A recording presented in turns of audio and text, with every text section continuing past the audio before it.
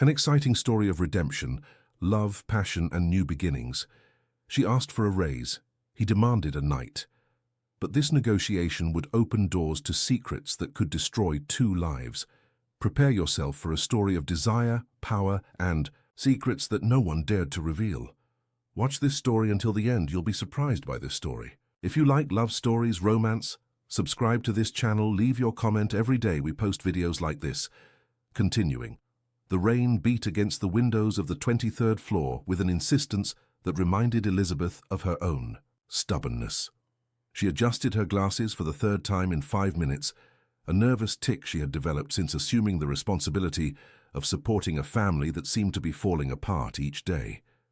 At 37, Elizabeth Parker carried on her shoulders the weight of choices that were never hers, but which had become her only possible reality.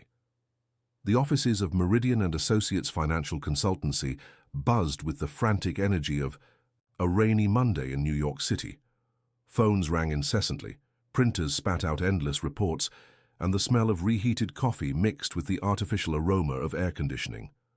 Elizabeth observed all this from her desk in the central area, surrounded by cubicles that resembled small corporate prisons. She didn't belong in that place, just as she didn't belong anywhere. She was an eternal foreigner in her own life. Her desk was impeccably organized, stacks of documents aligned in order of priority, blue pens separated from black ones, scientific, calculator positioned at a right angle to the keyboard. External organization was her way of maintaining some control over the internal chaos that silently consumed her. In the bottom right drawer, she kept a photo of Michael, her 16-year-old son, smiling at the camera with that expression of defiance he had learned to use as a shield against a world that rarely bothered to understand his deafness. Her mother, Martha, no longer smiled. Alzheimer's had first stolen her memory, then her words, and now was taking away the last vestiges of the strong woman who once raised Elizabeth alone, without ever talking about the man who abandoned them. Medical bills piled up on the small living room table, next to medications that cost more than Elizabeth earned in a week. It was a cruel math that she redid every night, looking for miracles among the numbers. On that specific morning, Elizabeth had arrived at the office with a different determination. It was no longer the silent resignation that had accompanied her for so many years. It was something denser, more urgent. Her mother's health insurance bill had arrived with a 40% increase. Michael needed a new hearing aid, as the current one was failing and causing constant headaches. And she, Elizabeth, needed to stop settling for the crumbs offered to her. She had spent 3 nights calculating, recalculating, organizing spreadsheets that proved her dedication to the company. 5 years of impeccable work, consistently exceeded goals, projects delivered ahead of schedule, satisfied clients who specifically asked to work with her. It was time to transform competence into financial recognition. The CEO's secretary, a middle-aged woman with perfectly straightened hair and always impeccable nails, had confirmed the appointment for 10 o'clock. Elizabeth expected to meet old Benjamin Meridian, the founder of the company, a grey-haired man with old-fashioned manners who at least had the decency to greet employees in the hallways. She didn't know that Benjamin had sold his shares 3 months earlier to a group of international investors, and that the company now had new leadership. When she was finally called, Elizabeth went up to the 40th floor with her heart beating in an uneven rhythm. She had rehearsed the conversation during the elevator ride. She would start with the numbers, present the results, make a fair request based on merit. No pleas or emotional appeals, just a professional negotiation between rational adults. The president's office had a view of Fifth Avenue and was decorated with minimalist design furniture that cost more than Elizabeth earned in a year. The walls were covered with white marble, with golden veins, and there was a sense of absolute power in the air, as if each object had been chosen to intimidate. Elizabeth took a deep breath and entered. It wasn't Benjamin Meridian sitting behind the massive mahogany desk. It was a man who seemed to have stepped out of the pages of a business magazine, but with something indefinably dangerous in his gaze. Too young to have built an empire, but old enough to have learned to use power as a silent weapon. Dark hair, slicked back with gel, Italian suit that perfectly molded to his athletic body, and those grey eyes that seemed to see through people like emotional X-rays. "Elizabeth Parker," he said, without raising his eyes, from the documents before him. His voice was deep, controlled, with an accent she couldn't completely identify. There was something southern, but refined by years of international education. "Sit down." She obeyed, placing the folder with her, spreadsheets on her lap and adjusting her posture. The silence extended for a few seconds that seemed like hours. He continued reading, or pretending to read, while she tried to decipher the dynamics of that unexpected situation. "You must be wondering who I am," he finally said, raising his eyes to face her. The impact was immediate and disconcerting. It was like being observed by a predator who hadn't yet decided if it was hungry. "Alexander Montgomery. I took over the company last month." The name was familiar, but Elizabeth couldn't remember where she had heard it. There was something in the way he introduced himself that suggested she should know him, that her ignorance about his identity was almost an insult. "Pleased to meet you, Mr. Montgomery," she replied, her voice coming out firmer than expected. "I'd like to discuss with you a matter related to my salary and position in the company." He leaned back in the leather executive chair, interlacing his fingers over his abdomen. There was something feline in the way he moved, an economy of gestures that suggested absolute control over every muscle, every expression. "I know exactly why you're here," he said, with a smile that didn't reach his eyes. "I read your file. Economist, graduated from Columbia, specialization in financial markets, 5 years with the company, consistently above average performance, single mother, no history of stable relationships since the divorce 8 years ago, takes care of a sick mother and a son with hearing impairment." Elizabeth felt the blood freeze in her veins. That wasn't a professional file. It was a personal investigation report. No one in the company knew the intimate details of her family life. She had always maintained a rigorous separation between personal and professional. "How do you know all this?" she asked, her voice betraying a mixture of indignation and fear. "I know many things, Elizabeth. May I call you Elizabeth, can't I?" He got up and walked to the window, hands in the pockets of his dress pants. "I know you arrive at the office every day at 7:15 in the morning, 15 minutes before everyone else. I know you eat lunch at your desk, eating sandwiches you bring from home to save money. I know you stay until after 8 at night, at least 3 times a week, finishing work that others left half done." He turned to face her again, and Elizabeth had the feeling of being stripped layer by layer, not physically, but in a much more intimate and disturbing way. "I also know that you're desperate," he continued, returning behind the desk, but without sitting down. "Your mother's medical bills have tripled in the last 6 months. Your son is being bullied at school because of the old hearing aid he wears, and you, Elizabeth, you're at the end of your strength." "What do you want from me?" she asked directly, giving up any pretense of normal professional conversation.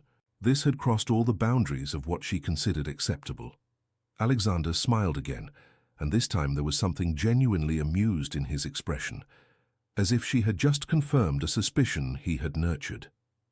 Straight to the point. "I like that," he said, finally sitting down again. "I'll be equally direct with you. Your request for a raise is denied, not because you don't deserve it, but because what you're asking for is irrelevant compared to what I can offer." Elizabeth opened her mouth to protest, but he raised his hand in a gesture asking for silence. "One night with me," he said, the words falling into the air like stones thrown into a calm lake. "Just one, and I'll double your salary." The silence that followed was deafening.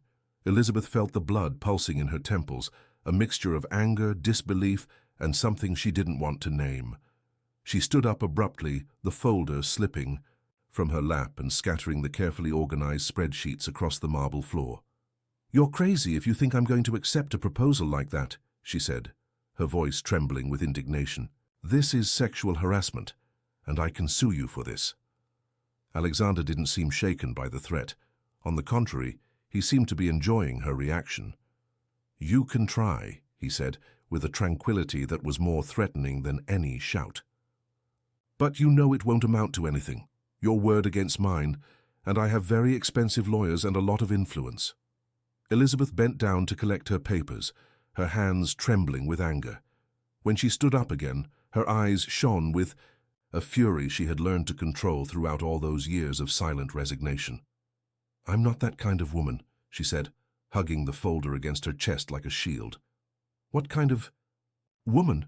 he asked, genuinely curious. "The kind that sells herself." Alexander laughed, a deep and disturbing sound that echoed through the room. "We all sell ourselves, Elizabeth. The difference is the price and the conditions. You've been selling yourself to this company for 5 years, working unpaid overtime, accepting a salary that barely covers your basic needs. What's the difference?" "The difference is that I maintain my dignity," she replied, walking toward the door. "Dignity doesn't."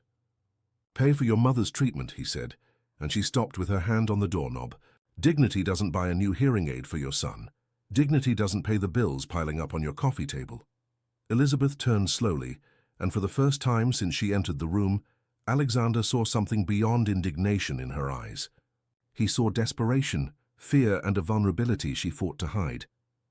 "You're a monster," she said, her voice almost a whisper. "Perhaps," he agreed, without showing any remorse.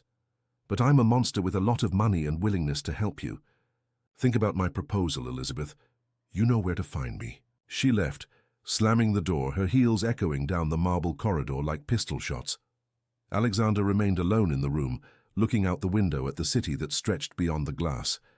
A small, enigmatic smile played at the corner of his mouth. In the days that followed, Elizabeth tried to forget the disturbing encounter. She immersed herself in work with even greater intensity, as if she could erase the humiliation through professional competence. But it was impossible to ignore the subtle changes that began to happen.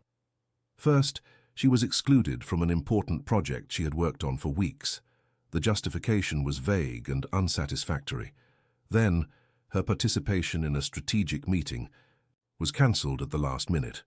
Small humiliations that, in isolation, could be explained as coincidences, but together formed a clear pattern of retaliation. But at the same time, strange things began to appear. A bottle of French red wine on her desk, without any card or explanation. Flowers delivered to her residential address, always white roses, always in odd numbers. And music in the company elevator, always the same music that her ex-husband used to play before losing control and resorting to physical violence. The first time she heard that specific melody, Elizabeth felt her legs weaken. It was an Argentine song, melancholic and sensual, that Philip used to play when he came home after drinking. It was the signal that she should prepare for a difficult night, full of shouting, pushing, and sometimes worse things she had learned not to name. How could Alexander know about that song? How could he have discovered such an intimate and painful detail of her past? She tried to talk to other employees about the changes in the office dynamics, but everyone seemed to be walking on eggshells. No one wanted to talk about the new CEO, about his origins or his methods. There was an atmosphere of fear disguised as professional respect. One afternoon, 2 weeks after the meeting in the presidential office, Elizabeth was organizing reports when she received a call from Michael's school. The educational director wanted to speak with her urgently about an incident involving her son. When she arrived at the school, she found Michael sitting in the principal's office with a swollen lip and a small cut on his forehead. Beside him, an older boy looked at the floor with an air of defiance. "What happened?" Elizabeth asked, sitting next to her son and examining his injuries. Michael began to gesture rapidly, telling in sign language that the other boy had called him mute, and imitated his way of speaking. That he had said people like him should study in special schools, not mixed with normal people. "He started the fight," the principal said, pointing to Michael. "He went after the other boy without warning."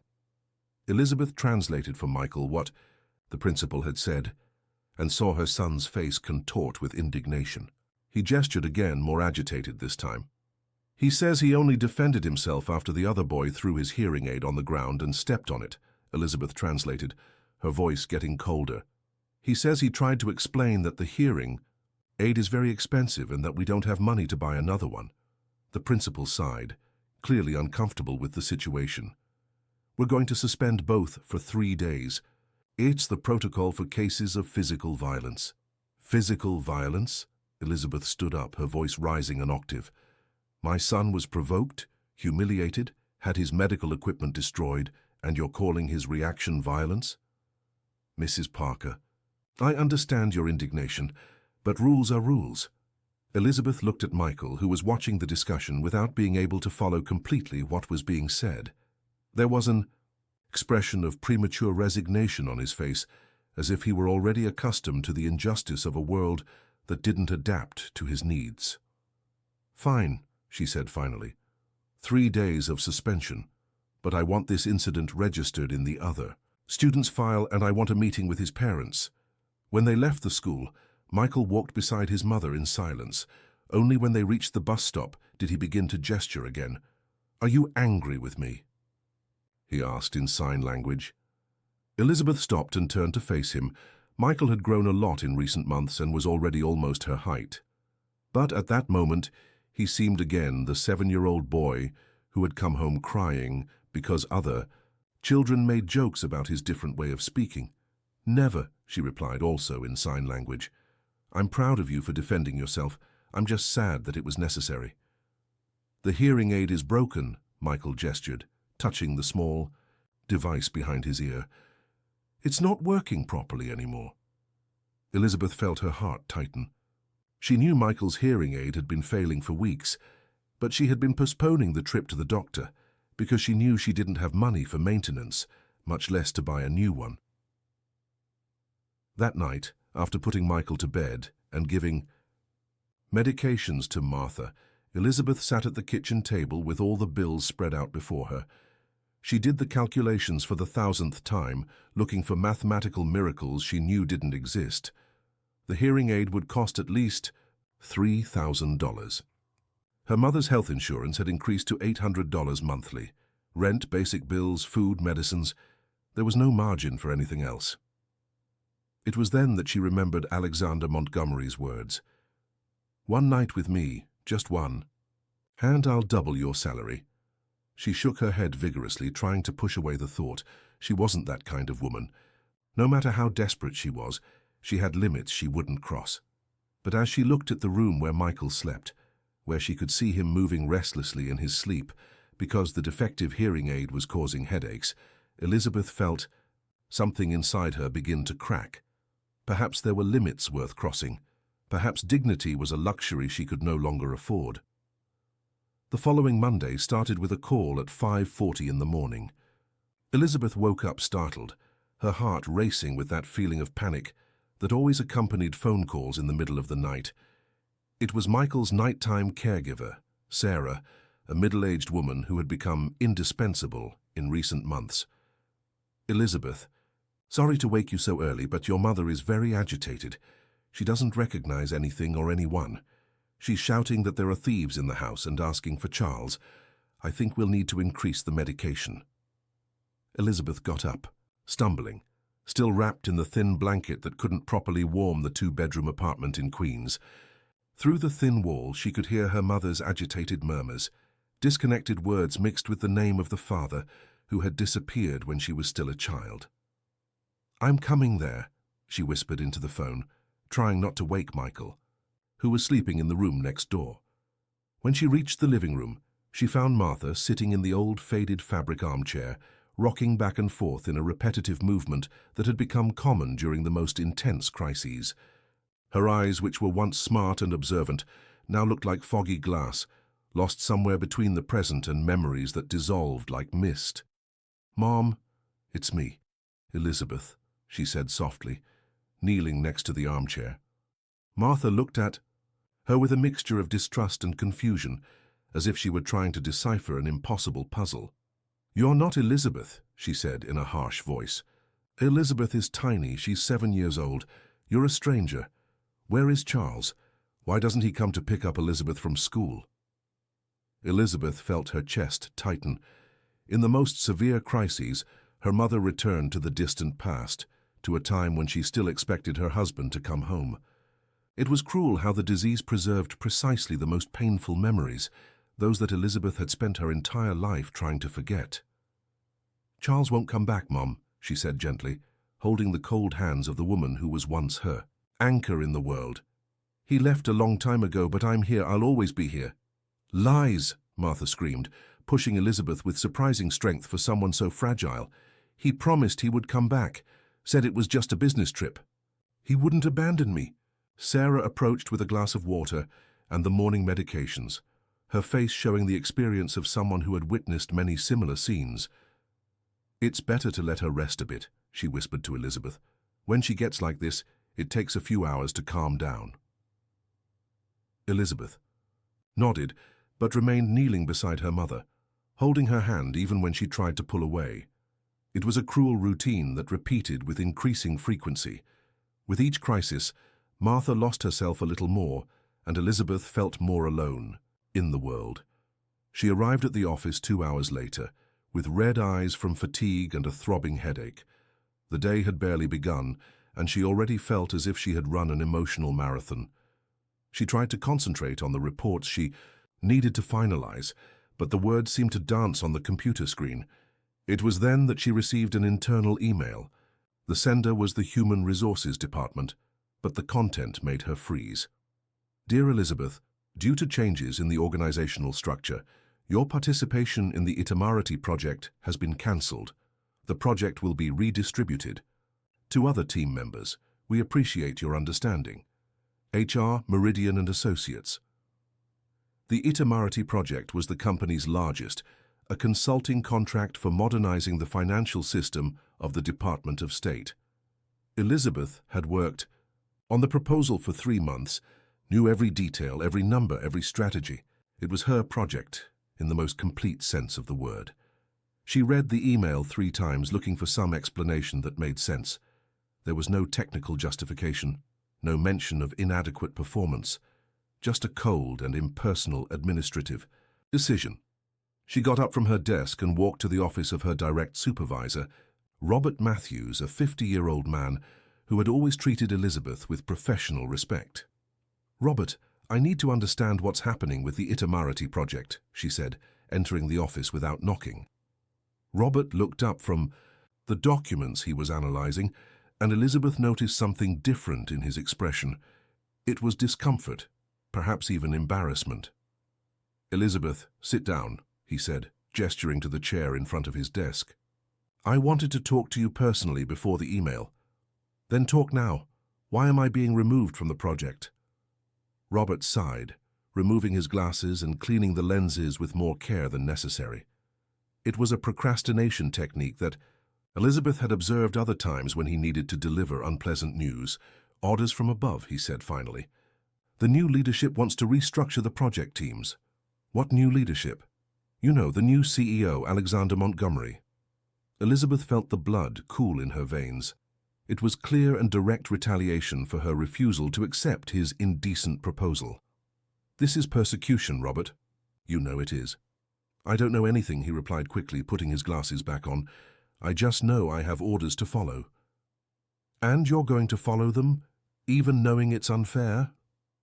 Robert looked at her for a few seconds, and Elizabeth saw in that gaze a mixture of guilt and fear that confirmed her suspicions.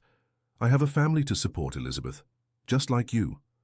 The phrase hung in the air like an involuntary confession. Robert knew exactly what was happening, but chose to be a silent accomplice because it was safer than being a hero. Elizabeth left his office with a feeling of isolation she hadn't felt since the first months after the divorce. She was alone, in a war she hadn't declared, fighting against an enemy who seemed to know all her weaknesses.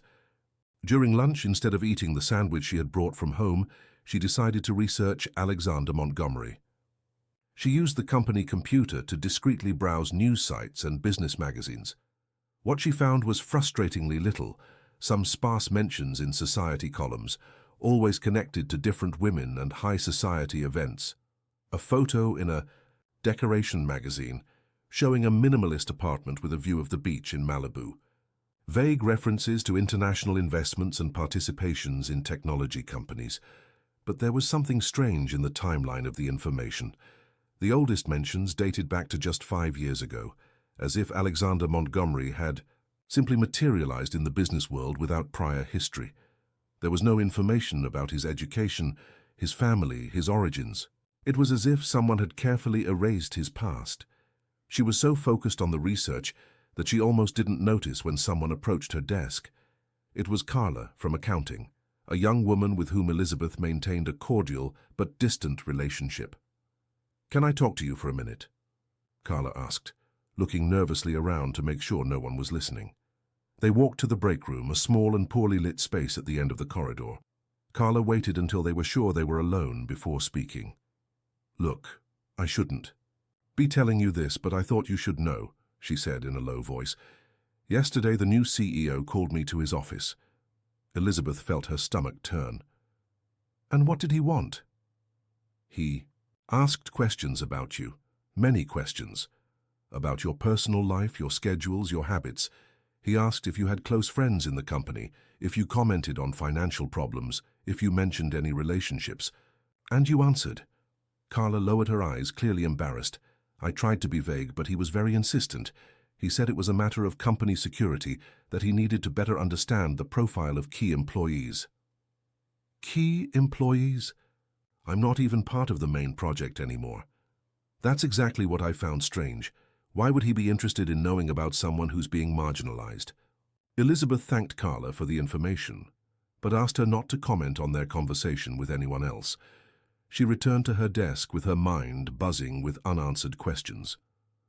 Why was Alexander investigating her personal life? What did he really want from her? And why did she have the feeling that this was just the tip of a much larger and more dangerous iceberg? The answer began to form that same afternoon when she received an unexpected call on the company's landline. "Elizabeth." "Parker?" asked a male voice she didn't recognize. "Yes, that's me. My name is Dr. Augustus Fisher. I'm a neurologist at St. Luke's Hospital. I'm calling about your mother, Martha Parker." Elizabeth's heart raced. "What happened? Is she all right?" "She's stable, but we had an episode here this morning. Apparently your mother left the house without telling the caregiver and was found by the police at the Brooklyn Heights subway station, disoriented and without documents." Elizabeth closed her eyes, feeling the world spin around her.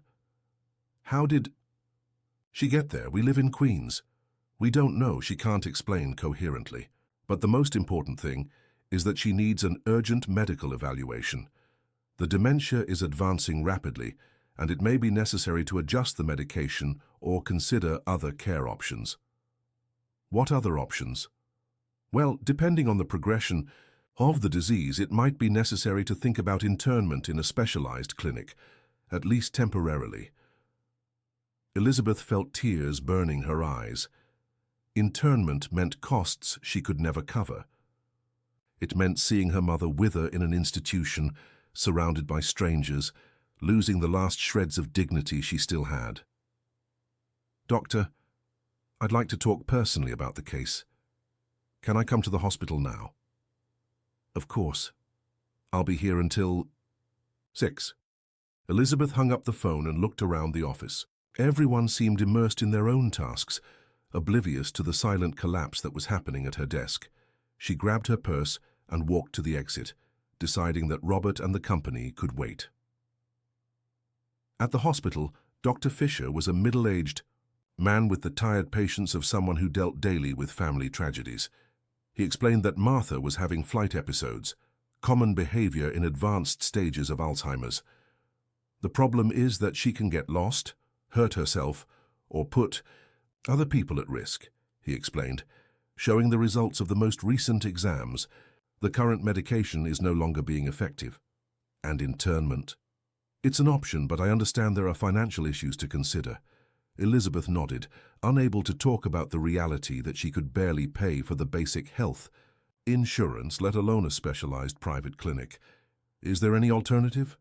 "Comprehensive home care. A specialized nurse 24 hours a day. But that also has a high cost." When Elizabeth finally managed to take her mother home, it was already past 8 at night. Martha was sedated and confused, but at least she was safe. Sarah had agreed to do a double shift until they found a more permanent solution. Michael was in the living room, doing homework at the kitchen table. When he saw his mother arrive, he stood up and approached, immediately realizing something was wrong. "Is Grandma sick?" he asked in sign language. Elizabeth nodded, sitting on the sofa next to him. She's getting more confused. Today, she left the house and got lost. Michael was silent for a few moments, processing the information. Then he asked a question that broke Elizabeth's heart. Is she going to die? I don't know, Elizabeth answered honestly. Her disease will get worse, but that doesn't mean she'll die soon. And what will happen to us? It was a question too complex for a simple answer. Elizabeth pulled her son closer, feeling the weight of being the only responsible adult in a situation that was rapidly spinning out of control. We'll find a way, she said, more to convince herself than to reassure Michael. We always find a way. But that night, lying in the narrow bed in the room she shared with her mother, Elizabeth knew she was lying. There was no way. There was no mathematical miracle that could solve the impossible equation of her life. It was then that her cell phone rang. It was almost midnight, and she initially thought about not answering, but the number was unknown, and phone calls in the middle of the night always brought urgent news. Hello? Elizabeth. The voice was unmistakably Alexander Montgomery's, deep, controlled, almost hypnotic in the quietness of the night. How did you get my personal number? I can get many things when I want to. How are you?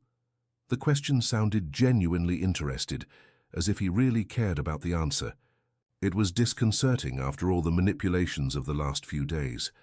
What do you want? I heard about the incident with your mother today, and about the conversation at the hospital. Elizabeth felt a shiver run down her spine. How do you know about that? I know many things about you, Elizabeth, including that you're reaching your limit. If you're calling to repeat your indecent proposal— No, he interrupted her. I'm calling to make a different proposal. Elizabeth remained silent, waiting. Tomorrow night, 7 o'clock, Spargo Restaurant on Wilshire Boulevard, dinner with me. Her civilized conversation between two adults. No, you haven't even heard what I have to offer. I don't need to hear it. I already know what kind of man you are. Alexander laughed, a low sound that vibrated through the phone in a way that made Elizabeth feel strangely vulnerable. You don't know anything about me, Elizabeth, just as I'm still learning about you. But one thing I can guarantee, I'm the only one who can solve your problems. And why would you do that? Come have dinner with me and find out. The line went dead. He had hung up, leaving Elizabeth alone with the phone in her hand and a mixture of anger and curiosity that kept her awake until dawn. The next morning, she arrived at the office determined to completely ignore Alexander's proposal. But when she turned on the computer, she found an email that changed everything. It was from her mother's health insurance. Martha had been included in a special home care program for patients with advanced dementia. The program covered specialized nursing 24 hours a day, specific medications, and regular medical consultations. All this at no additional cost. Elizabeth read the email 3 times, looking for the catch. She called the health insurance and confirmed the information. There was no mistake. Someone had paid for premium coverage that cost more than $5,000 a month. She knew exactly who had done this. During lunch, instead of eating, Elizabeth walked to the presidential office. The secretary tried to prevent her entry, but she simply opened the door and walked in. Alexander was on the phone speaking in English with someone about international investments. When he saw Elizabeth, he immediately ended the call. You were expecting me, he said, not as a question but as a statement. Why did you do that? Did what? Don't play with me. My mother's health insurance. Why did you pay for that coverage? Alexander leaned back in his chair, observing her with that penetrating look that seemed to read every thought she tried to hide. Because your mother needs proper care, and because you need to sleep at night knowing she's safe. I didn't ask. For your help. No, you didn't, but you need it. Elizabeth approached his desk, planting her palms on the cold marble. What do you want from me? And don't come with this story of one night. This is about something bigger, isn't it? Alexander stood up and went around the desk, standing dangerously close to her. Elizabeth could smell the masculine cologne he wore, something expensive and discreet that matched his enigmatic personality. Maybe it is, he said, his voice low and almost intimate. Or maybe I just recognize something in you that most people can't see. Which would be? Strength. You have a silent strength that's rare. Most people break under pressure. You mold yourself, adapt, find ways to survive. It's fascinating. His words were seductive in a way that went beyond the physical. It was as if he was seeing parts of her that Elizabeth didn't even know existed. And that excites you? The idea of breaking someone strong? On the contrary, he said, extending his hand to lightly touch her face. Elizabeth should have backed away, but she was paralyzed by the touch. What excites me is the idea of seeing someone strong finally being able to stop carrying the world alone. I don't believe you. You shouldn't, at least not yet. He backed away, returning behind the desk as if the moment of intimacy had never happened. Spargo, 7 o'clock. If you don't show up, I'll cancel your mother's medical coverage tomorrow. Morning? Elizabeth felt anger explode in her chest. You're a blackmailer. I'm a man who gets what he wants, he corrected, and I want you at that dinner. And if I go? What happens next? Next, you find out if your suspicions about me are right, or if you're completely wrong. Elizabeth left his office with her heart beating erratically, and the certainty that she was about to cross a line from which there would be no return. But she also knew she had no choice. That night, she would be at Spargo, and she would finally discover what kind of game Alexander Montgomery was playing with her, and if she would be strong enough to play back. Elizabeth spent the rest of the afternoon looking at the clock as if she could make time stop. 6:15, 6:30, 6:45.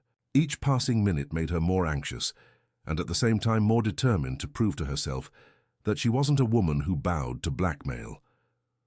But when she got home and saw Sarah administering the night medication to Martha, who was calm and clean in her new nightgown provided by the special care program, Elizabeth knew she had no real choice. The specialized nurse had arrived in the morning, a competent and kind woman who knew exactly how to deal with Alzheimer's patients. It was a luxury that Elizabeth could never provide on her own. Michael was in the living room, watching television, with the captions on, the hearing aid resting on the small table beside him. It still partially worked, but Elizabeth knew it was a matter of days until it stopped completely. "I'm going out," she said, touching her son's shoulder to get his attention. "Work?" he asked in sign language. Elizabeth hesitated. She didn't want to lie to Michael, but she also didn't know how to explain the real situation. "A meeting," she answered, which technically wasn't a lie. "You look pretty," Michael gestured, and only then did Elizabeth realize she had dressed up more than usual. It wasn't a conscious decision. After the shower, she simply found herself choosing the most elegant black dress she owned, a simple but well-cut piece she had bought on sale years ago and wore only on special occasions. She applied discreet makeup, tied her hair in a low bun, and chose the only jewelry she owned, a necklace of small pearls that had belonged to her grandmother. Looking at herself in the mirror now, Elizabeth recognized the woman she used to be, before the disastrous marriage, before the responsibility of supporting a family alone, before learning that dreams were dangerous luxuries. It was a more mature and tired version, but still attractive in a discreet and natural way. Spargo was in Beverly Hills, in a part of the city that Elizabeth knew only in passing. When she got out of the Uber on Wilshire Boulevard, she felt completely out of place. The restaurant radiated a discreet sophistication that cost more in one night than she earned in a week. The maitre d' received her with the professional courtesy reserved for important clients, and Elizabeth realized she was already expected. She was led through the main hall, passing tables occupied by people who clearly belonged to that world of silent luxury, to a reserved table in a more private corner. Alexander was already there, wearing a dark suit without a tie, the white shirt open at the first button. He seemed completely at ease in that environment, as if he had been born to occupy expensive and exclusive spaces. When he saw her approach, he stood up with a gesture that managed to be both polite and predatory. "You came," he said, pulling out the chair for her to sit. "You didn't give me a choice." "There are always choices, Elizabeth. You chose your mother." The phrase fell between them like a stone thrown into calm waters. Elizabeth sat down, accepting the wine list that the sommelier offered without really seeing it. "I don't drink," she said, when Alexander began to consult the labels. "Why?" "Because I can't afford to lose control." Alexander smiled, a small but genuinely amused smile. "One of the things that fascinates me most about you is that brutal honesty. Most people would lie, invent an excuse about not liking the taste or having some health problem. And what does that tell you about most people? That they're predictable, you're not." The waiter approached, and Alexander ordered sparkling water for both and the house-tasting menu. Elizabeth began to protest that she hadn't chosen yet, but he interrupted her with a gesture. "Trust me," he said, "at least in this." The first course arrived a few minutes later, a delicate starter of smoked salmon with capers and artisanal bread. Elizabeth ate in silence, hyper-aware of every movement, every sound. It was like being in a movie, playing a role for which she hadn't studied the script. "Tell me about your father," Alexander said suddenly, cutting a small piece of salmon with surgical precision. Elizabeth almost choked on the water. "What?" "Charles Parker. Politician, disappeared when you were 16 after a corruption scandal. Your mother never spoke about him after that, and you grew up believing he was dead." The fork slipped from Elizabeth's hand, making a metallic noise against the porcelain plate. "How do you know that?" "I make it a point to know the people I relate to. We don't have a relationship." "Not yet." The casual arrogance of the response should have irritated Elizabeth, but instead it awakened a dangerous curiosity in her. There was something in the way Alexander talked about her father that suggested intimate knowledge, not just superficial information collected in investigations. "What do you know about him that I don't know?" "Many things." "But first, tell me what you remember." Elizabeth hesitated. These were memories she had buried a long time ago, painful fragments of a childhood that ended abruptly. "He was charismatic," she said finally, "always surrounded by important people, always making grand promises. My mother believed everything." He said, "I believed it too." "And then?" "One day he simply didn't come home. There was news on television about investigations, about missing money, about betrayals. My mother got sick, couldn't get out of bed. I had to take care of everything." At 16. At 16. Alexander nodded, as if the story confirmed something he already suspected. "Your father didn't disappear, Elizabeth. He fled, and he wasn't alone." The second course arrived at that moment, a risotto with shrimp and fine herbs. Elizabeth looked at the food without being able to process what she was seeing. Alexander's words echoed in her mind like gunshots. "How do you know that?" "Because I was one of the people he betrayed." Elizabeth slowly raised her eyes, studying Alexander's face as if she was seeing him for the first time. There was something different in his expression, a hardness she hadn't noticed before. "You knew him?" "My father was his partner, Hector Montgomery. Remember that name?" Elizabeth shook her head. The name meant nothing to her. They had a business together, medical equipment importation, at least that's what appeared on paper. In reality, they laundered money for corrupt politicians and businessmen. It worked well for years, until Charles got greedy. Alexander paused to drink water, but Elizabeth could see he was just organizing his thoughts, deciding how much of the truth he should reveal. "He stole everything. Every penny that passed through the companies, every offshore account, every investment. And when he realized he would be discovered, he disappeared. He left my father as the scapegoat."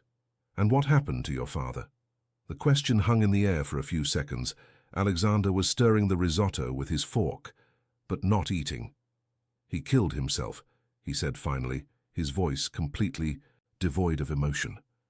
3 days before the police came to arrest him, he left a note saying he couldn't live with the shame. Elizabeth felt her chest tighten. Regardless of who Alexander was or what he was doing to her, there was real pain in his words.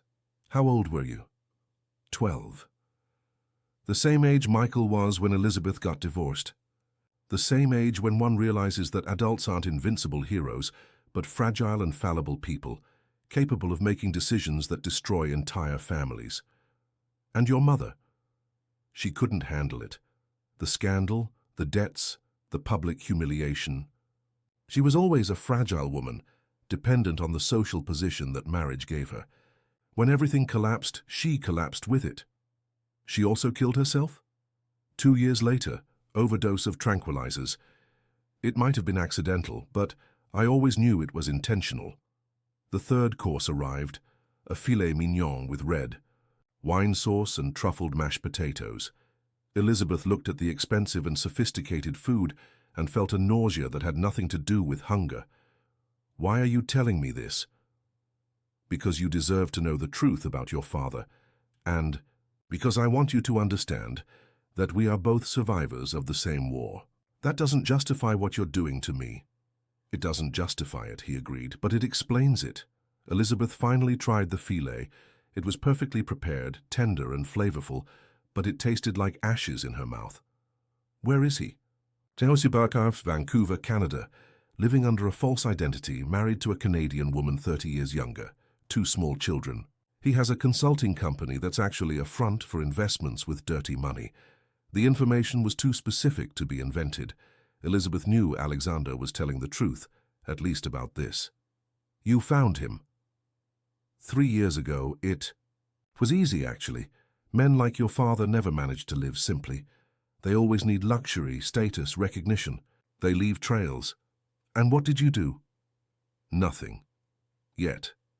The pause at the end of the phrase carried a threatening weight that made Elizabeth regret having asked. What do you want to do? That depends on you. The fourth course was a dessert. Petit gâteau with vanilla ice cream and red fruit sauce. Elizabeth didn't touch it. I don't understand. What do I have to do with your revenge against my father? Alexander leaned back in his chair, observing her with that penetrating look that seemed to read every thought she tried to hide. Initially, nothing. When I bought the company where you work, it was pure coincidence to discover that Elizabeth Parker was Charles Parker's daughter. I thought about using this immediately, making some kind of emotional blackmail. But you surprised me. I expected to find someone like your father, someone willing to do anything for money. Instead, I found an upright woman who prefers to suffer rather than compromise her principles. And that changed your plans? It changed everything. Alexander leaned forward, reducing the distance between them. Elizabeth could smell his cologne, could see the details of his grey eyes, the small expression lines that suggested he smiled less than he should. I spent 25 years building a new life, accumulating enough power and money to take revenge on the man who destroyed my family. But when I met you for the first time in decades, I found something that interested me more than revenge. And what would that be? You. The word hung between them like a confession. Elizabeth felt her heart race, a confused mixture of fear, anger, and something she didn't want to name. You don't know me. I know more about you than anyone in your life. I know you get up at 5 in the morning every day to take care of your mother before going to work. I know you learned sign language when Michael was diagnosed with deafness, that you spent months practicing until you could communicate perfectly with him. I know you work on 3 projects at the same time to not give extra work to colleagues, that you always offer to cover other people's vacations, that you never miss work even when you're sick.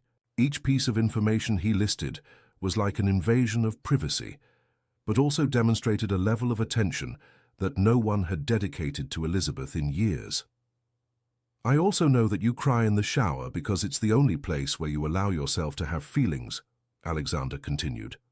That you have nightmares about your ex-husband at least twice a week, that you avoid mirrors because you don't like what you see, that for 5 years you haven't been on a romantic date because you believe you have nothing interesting to offer a man. Stop.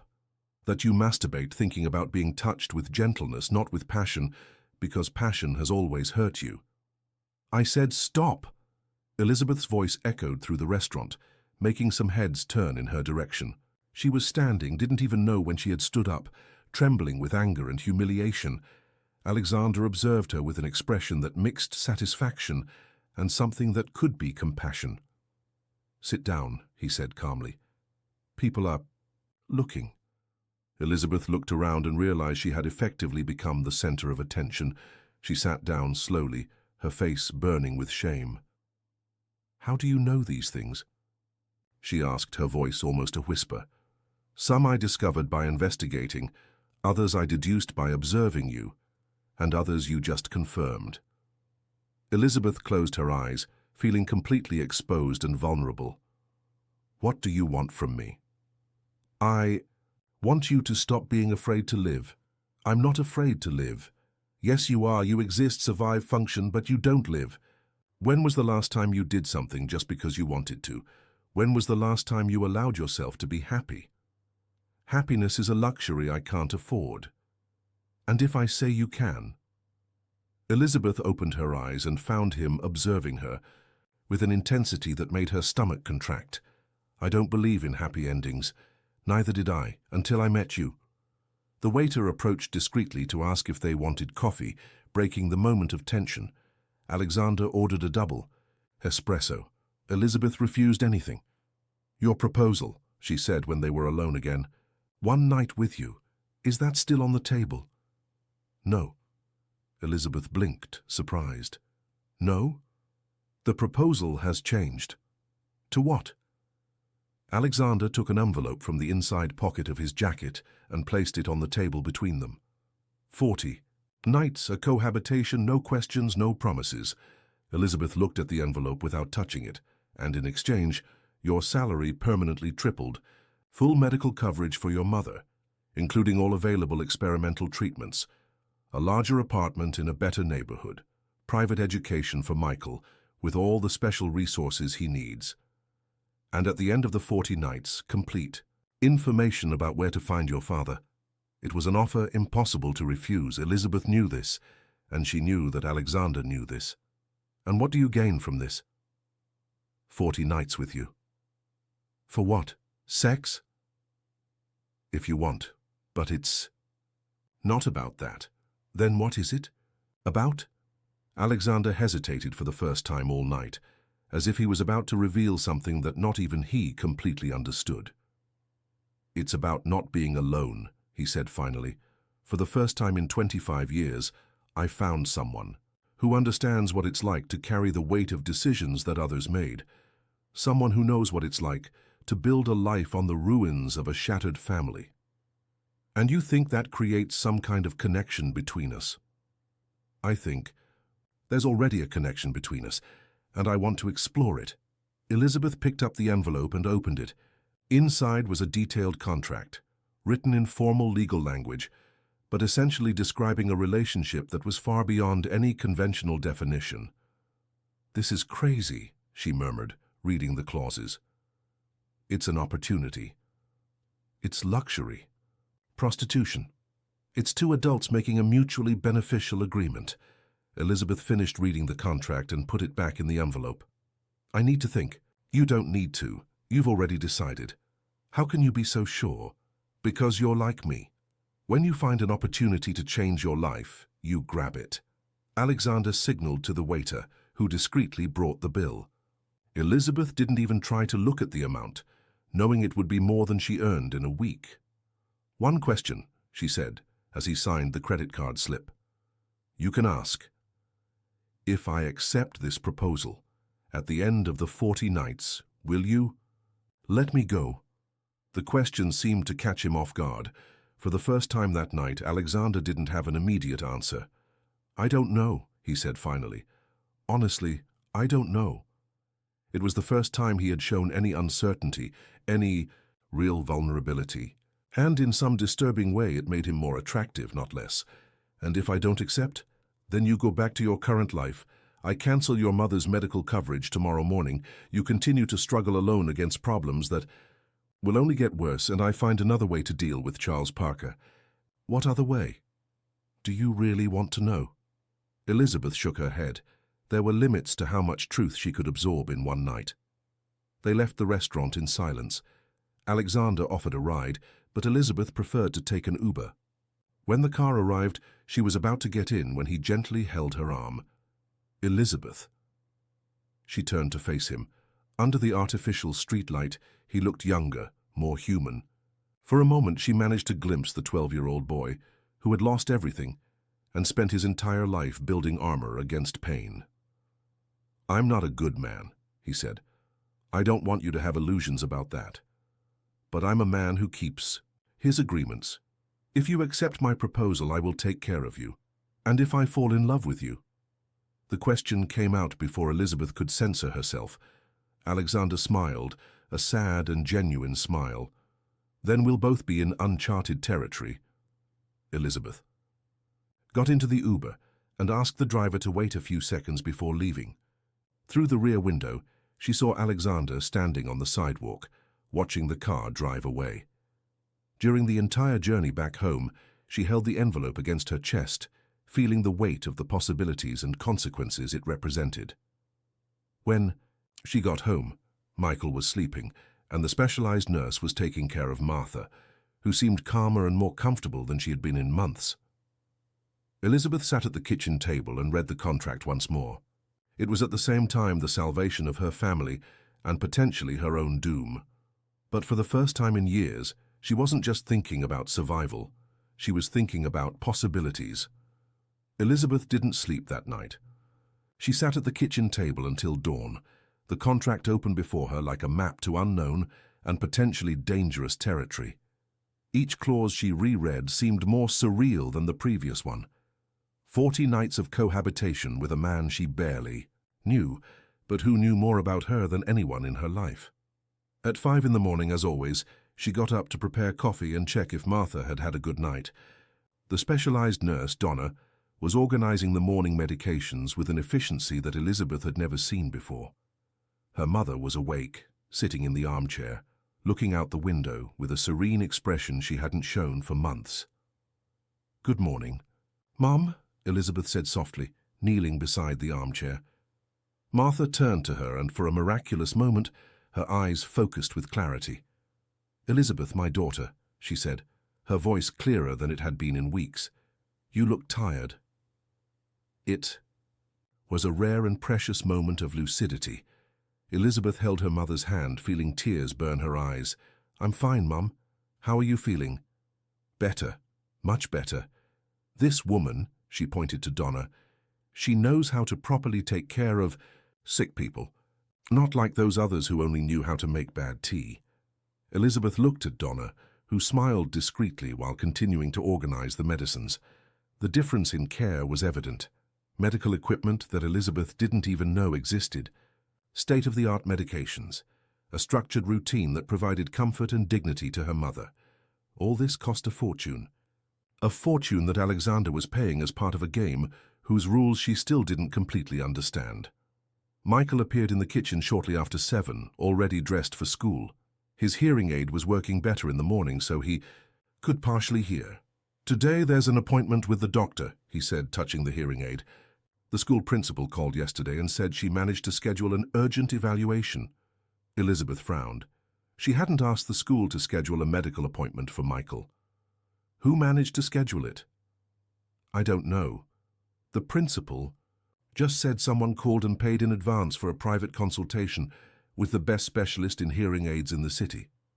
Elizabeth felt her stomach contract. Alexander was moving pieces on the board even before she had officially accepted the game. After Michael left for school and Donna completely took over Martha's care, Elizabeth locked herself in the bathroom and called the number Alexander had left on the contract. He answered on the first ring as if he had been expecting the call. "Good morning, Elizabeth."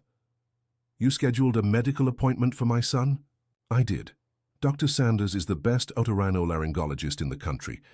Michael needs a new hearing aid, and the sooner he gets it, the better it will be for his social and academic development." "I didn't authorize this." "Not yet, but you will."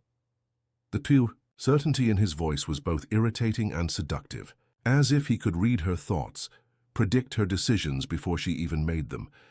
"How can you be so sure?" "Because you're a mother who would put her child's well-being above any moral principle.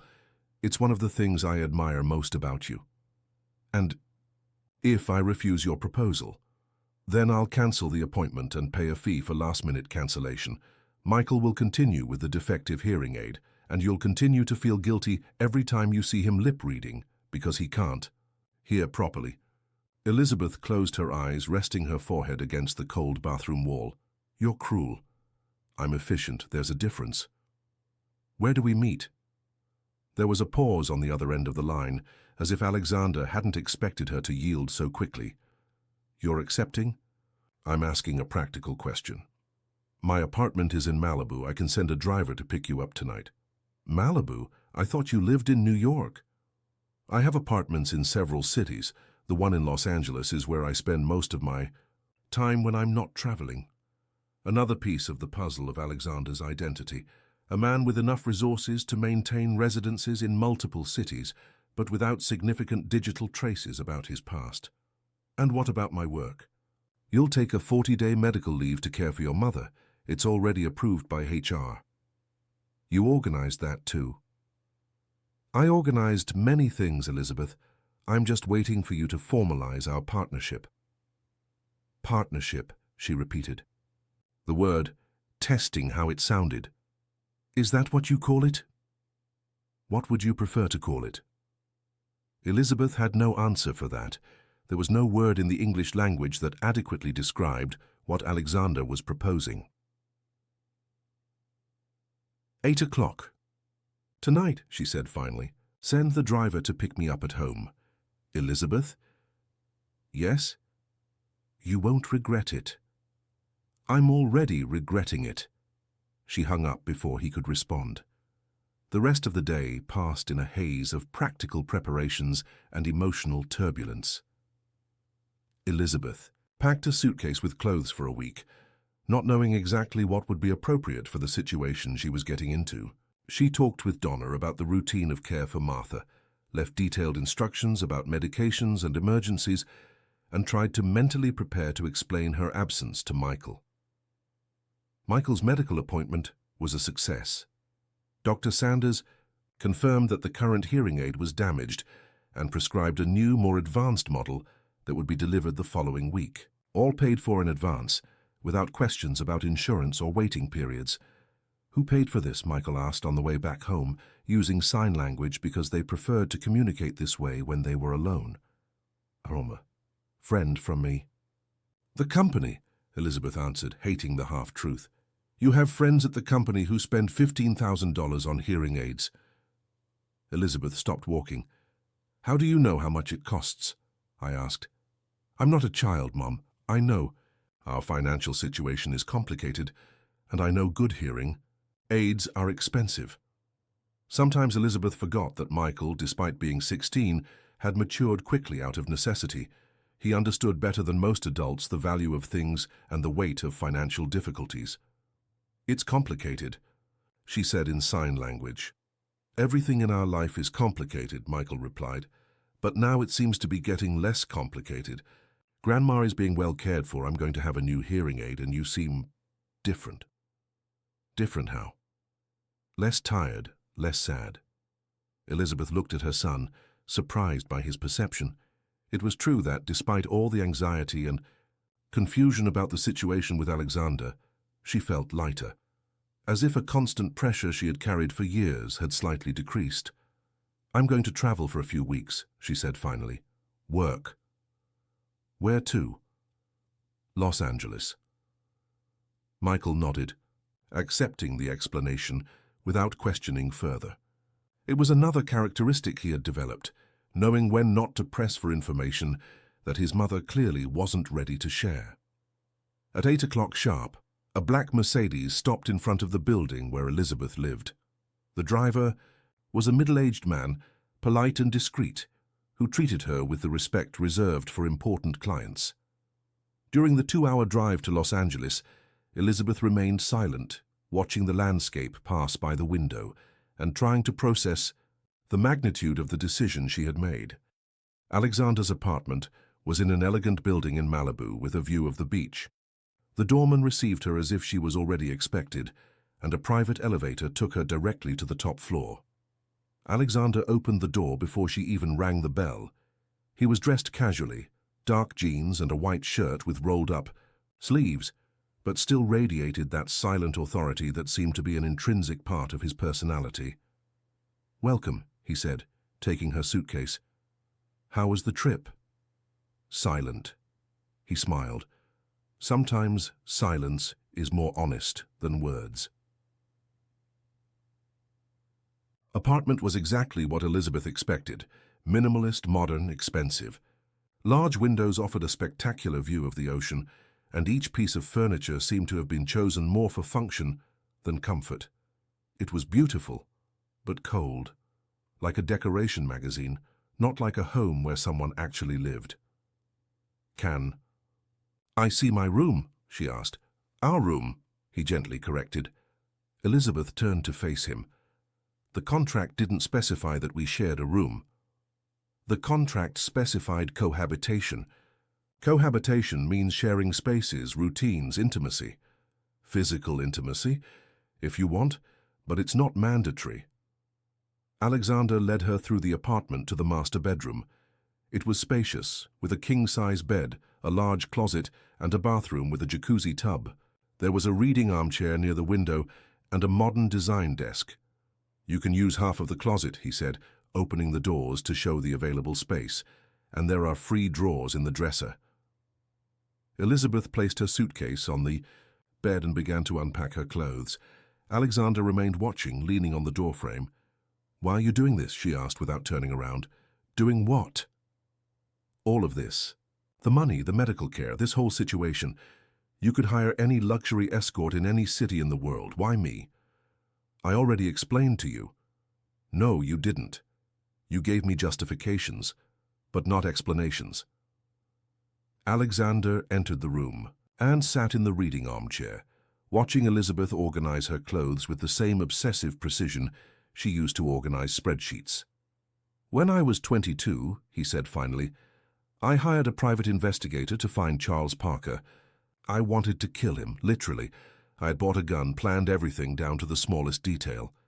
Elizabeth stopped folding clothes. "What made you change your mind?" "The investigator brought information about him, but also about you, about a woman who had gone mad with pain and about a 16-year-old girl who was taking care of everything alone. I saw photos of you from that time." He paused, as if deciding how much to reveal. "You were so young, but already carrying the weight of the world on your shoulders. There was something in your eyes, even in the photographs, that made me realize you were paying for your father's crimes as much as I was paying for my father's. And that made you give up on revenge?" "It made me postpone it. I decided that killing him would be too easy. I wanted him to live knowing he had destroyed his own family, that the daughter he abandoned was struggling to survive because of his choices."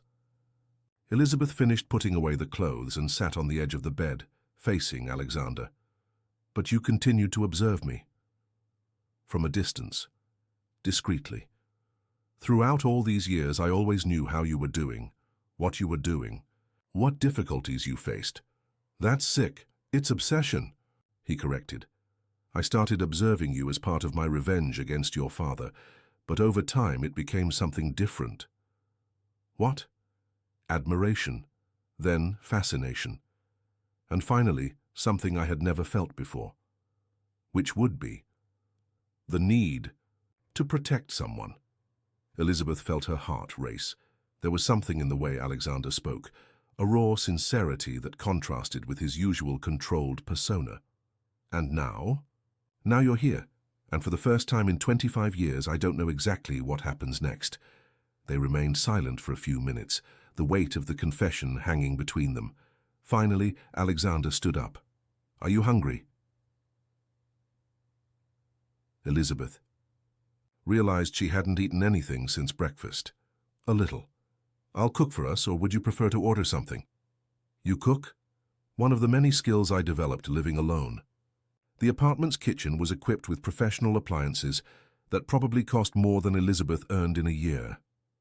Alexander moved with familiar efficiency, preparing ingredients for what looked like a risotto. "Can I help?" Elizabeth offered. "You can keep me company." She sat on a high stool near the counter, watching him cook. There was something hypnotic in the way his hands worked, precise, confident, almost artistic. It was different from the intimidating man she had met at the office, more human, more accessible. Where did you learn to cook? Necessity. When you live alone since you're 15, either you learn to cook or you live on ready-made food forever. 15? I thought your mother died when you were 14. She did. But between 12 and 15, I lived with an aunt who didn't like children and made it clear I wasn't welcome. At 15, I decided I preferred to be alone than to be where I wasn't wanted. And you've lived alone since then? Until tonight. The tut phrase hung in the air, loaded with meanings that Elizabeth wasn't ready to fully process. The risotto was delicious, creamy, balanced seasoning with fresh mushrooms and a touch of white wine. They ate in silence, accompanied only by the sound of the waves hitting the beach below. First night, said Alexander when they finished eating. First night, Elizabeth agreed. Do you want to establish some rules? What kind of rules? Limits. Things you don't want to do, situations that make you uncomfortable, subjects you prefer to avoid. Elizabeth thought about the question. It was surprisingly considerate of him, especially after all the emotional blackmail he had used to bring her there. I don't want to be treated as property, she said finally. Fair. And I don't want lies. If you ask questions, I'll answer honestly, but I expect the same in return. I accept. And if I say no to something, you have to respect it. Always. Those are my conditions. And mine are simple, said Alexander. Be present, physically and emotionally. For 40 nights you will be my company, my confidant, my partner. In return, I will take care of everything you need. That's it? That's it. Elizabeth nodded, feeling like she had just signed a pact. With the devil. But a devil who cooked well and seemed genuinely interested in her well-being. What do we do now? Now you tell me about your marriage. The change of subject was so abrupt that Elizabeth almost choked on the water. Why? Because I want to. Understand why you're so afraid of intimacy, and because it's our first night together, and I want to know you better. Elizabeth leaned back in the chair, studying Alexander's face. There was genuine curiosity in his eyes, but also something more calculated, as if each piece of information she provided was a piece of a larger puzzle he was assembling. Philip seemed perfect when we met, she began, surprising herself with her own willingness to share. Charming, attentive, successful. Everything a 23-year-old woman thought she wanted in a husband. But perfect people are usually hiding very serious imperfections. Elizabeth paused, remembering details she had spent years trying to forget. He drank, not constantly, not obviously, but when he drank, he transformed. He became cruel, possessive, violent. Did he hit you? In the beginning, he just shouted. Then came pushes, then slaps, and finally fists. Alexander said nothing, but Elizabeth could see his hands closing into fists on the table. Why did you stay with him?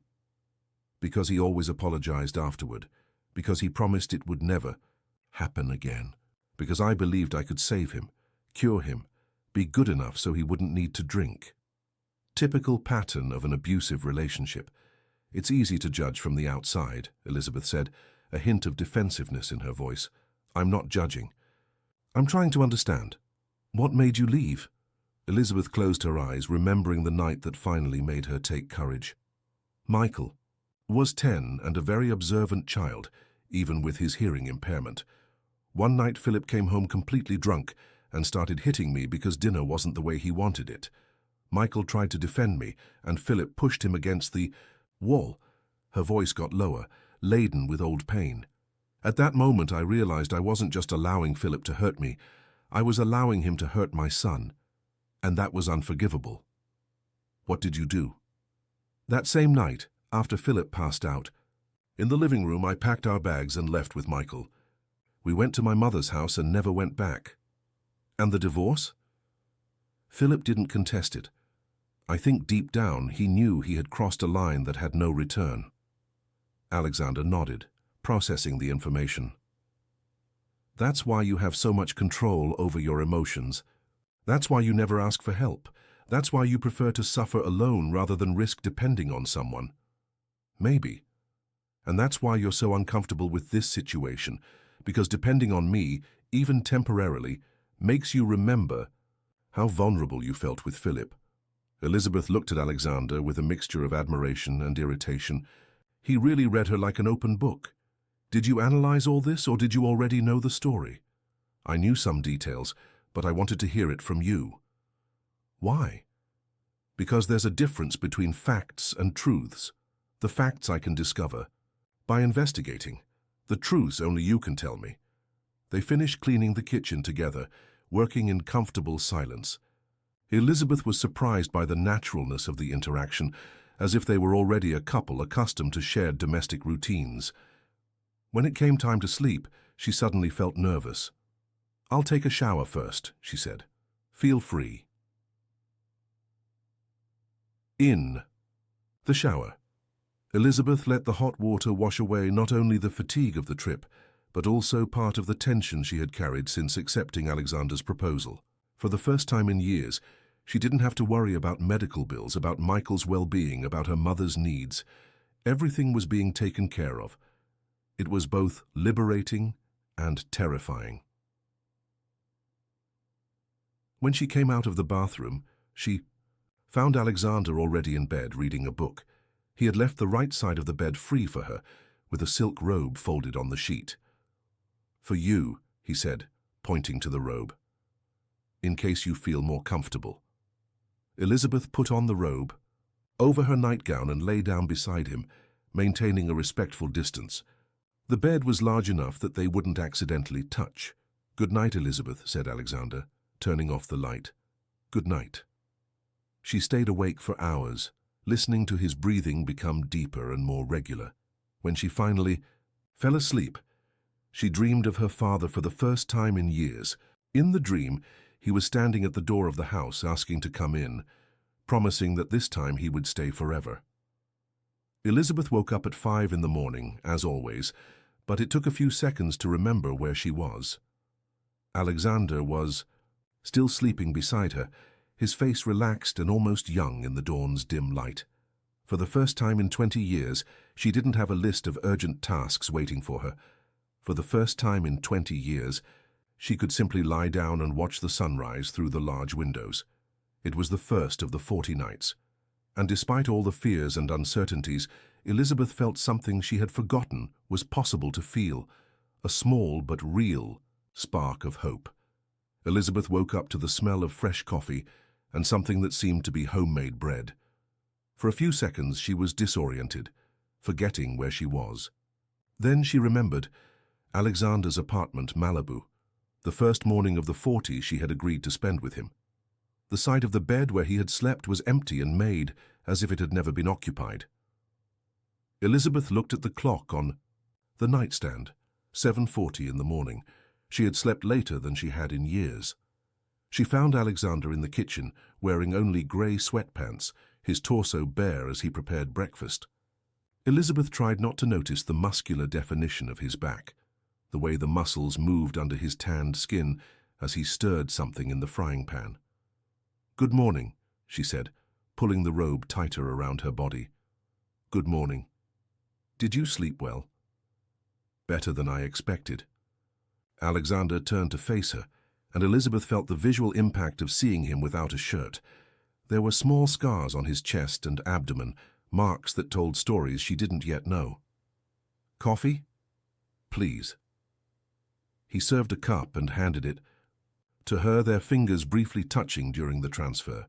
It was an innocent touch, but Elizabeth felt an electric current run up her arm. "I need to call home," she said, stepping back a few paces. "Check how my mother spent the night." "I already called," Donna said. "She slept peacefully and woke up lucid. She had breakfast without difficulties and even asked about you." Elizabeth looked at him with surprise. "You called my house?" "I call every morning. It's part of the agreement. I take care of everything you worried about before." That includes talking to my mother's caregiver. It includes everything. There was something possessive in the way he said this, but also genuinely attentive. Elizabeth didn't know whether she should feel grateful or invaded. And Michael? He left for school at the normal time. The new hearing aid arrives this afternoon and Donna will take him to adjust it. You organized all this without consulting me. I organized all this so you wouldn't need to worry. It's exactly what you hired. I didn't hire anything. You blackmailed me. Alexander served scrambled eggs on 2 plates, adding slices of avocado and toasted whole grain bread. Everything had the appearance of a magazine breakfast, healthy and perfectly presented. Semantics, he said, placing her plate on the counter. The result is the same. They ate in silence for a few minutes. Elizabeth had to admit that the food was delicious, and there was something comforting about being cared for in this way, even if the motivations behind it were questionable. "What do we do today?" she finally asked. "What do you want to do?" "I don't know. It's been so long since someone asked me that, I don't even know what I want anymore." "Then let's find out." After breakfast, Alexander suggested a walk on the beach. Elizabeth didn't have appropriate clothes for exercise, but he had already provided a complete wardrobe in her half of the closet. Expensive clothes from brands she recognized only from magazines, all exactly in her size. "How do you know my size?" she asked, holding an exercise outfit that probably cost more than she earned in a month. Careful observation. That's disturbing. It's attention to detail. The beach was relatively empty in the morning, just a few surfers and people exercising. Elizabeth couldn't remember the last time she had walked on the sand just for pleasure, without rushing, without a list of tasks waiting for her. "Tell me about your childhood," Alexander said as they walked near the waterline. "Why? Don't you already know everything?" "I know facts. I want to know how you felt." Elizabeth kicked a small shell, watching it roll in the wet sand. "Before my father disappeared, I thought we had a perfect family. Big house in Westchester, maid, driver, private school. I was naive enough to believe that would last forever." "And after?" "After was like waking up from a dream and discovering you were in a nightmare. From 1 hour to the next, we lost everything. The house, the car, even some friends who simply disappeared when the scandal broke. Did your mother explain to you what had happened?" "Never. She went into deep depression and refused to talk about my father. I discovered the truth by reading newspapers, listening to adult conversations, putting together pieces of scattered information. It must have been difficult. It was devastating, not just losing my father, but discovering that the man I idolized was a criminal, that our entire life had been built on lies and stolen money." They stopped to watch a group of surfers catching waves. Elizabeth envied their freedom, the way they completely surrendered to the movement of the water. "That's why you have such difficulty trusting people," Alexander said. "It's not lack of trust. It's realism. People lie. People disappoint. People leave." "I won't leave." "You will. In 40 nights you will." Alexander stopped walking and turned to face her. There was something intense in his eyes, an emotion that Elizabeth couldn't completely identify. "And if I say I don't want to leave, I would say you're confusing control with affection, and you would be wrong." The response was given with such conviction that Elizabeth felt her heart race. There was sincerity in Alexander's voice, but also something that seemed almost desperate. "Why me?" "I already explained to you." "No, you didn't.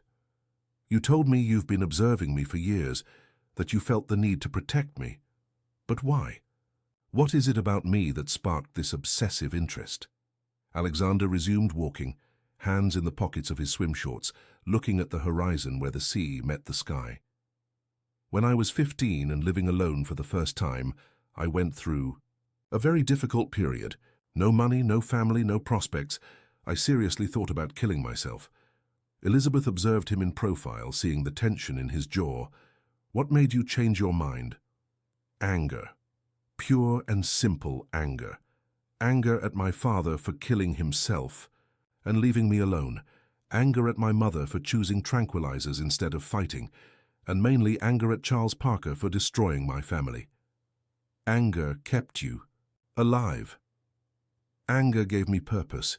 I spent the next 10 years building a new life, accumulating enough power and resources to take revenge. But when I finally found your father and began to investigate him, I discovered you. And that changed something? Everything.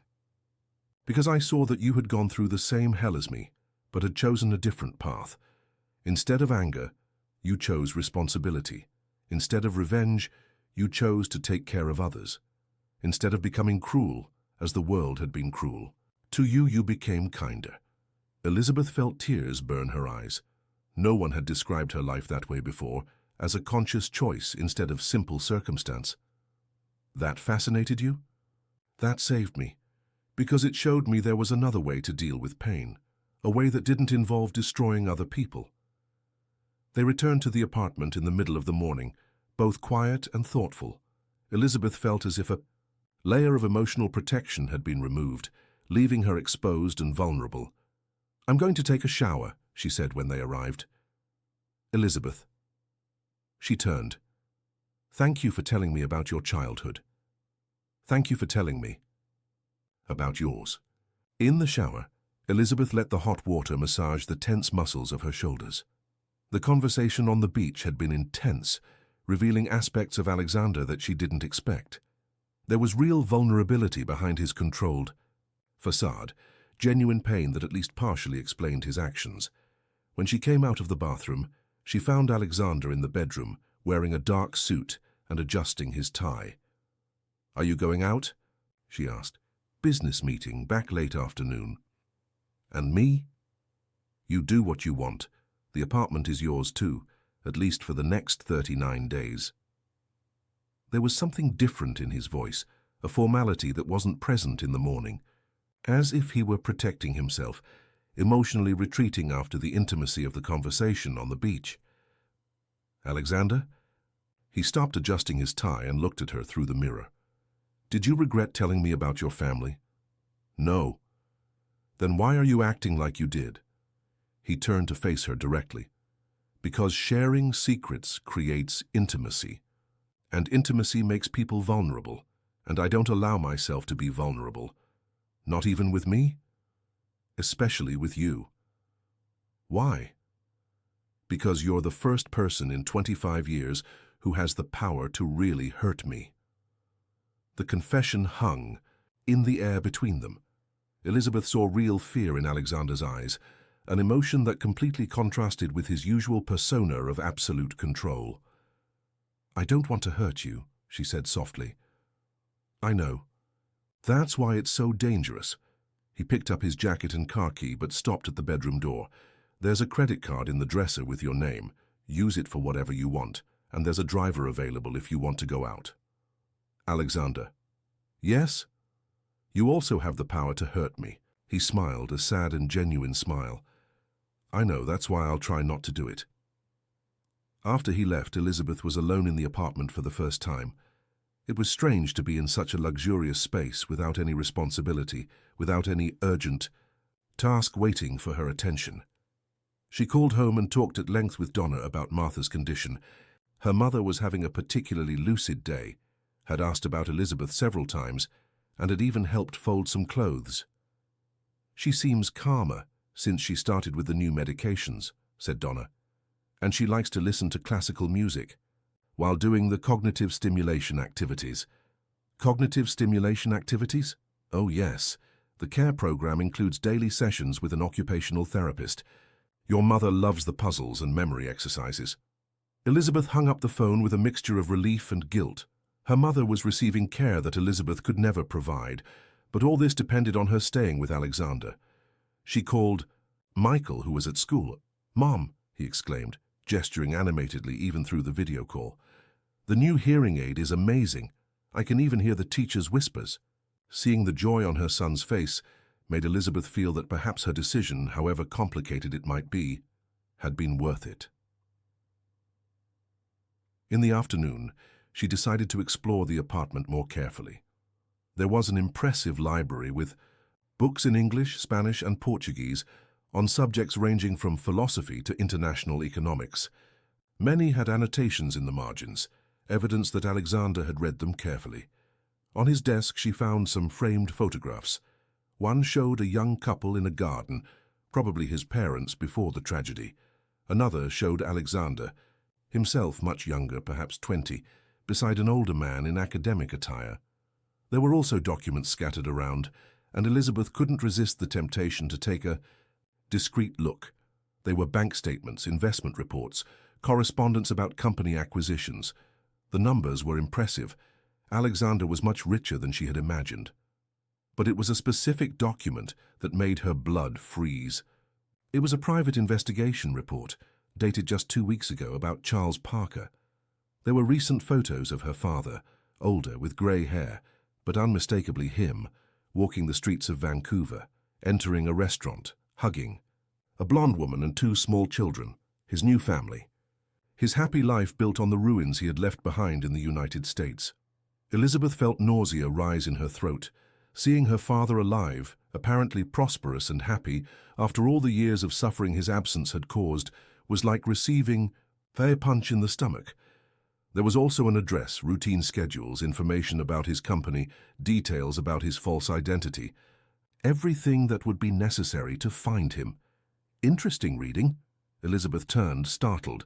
Alexander was standing at the office door, observing her with an unreadable expression. Sorry, I shouldn't have meddled in your things. No. Problem. You had the right to know. How long have you had this information? 2 weeks. I had the investigation updated when I decided to make my proposal to you. Why? Alexander entered the office and sat in the armchair behind the desk, gesturing for Elizabeth to sit as well. Because I wanted to make sure he would still be there when the time came. What time? The time when you decide what you want to do with this information. Elizabeth looked again at the photographs of her father.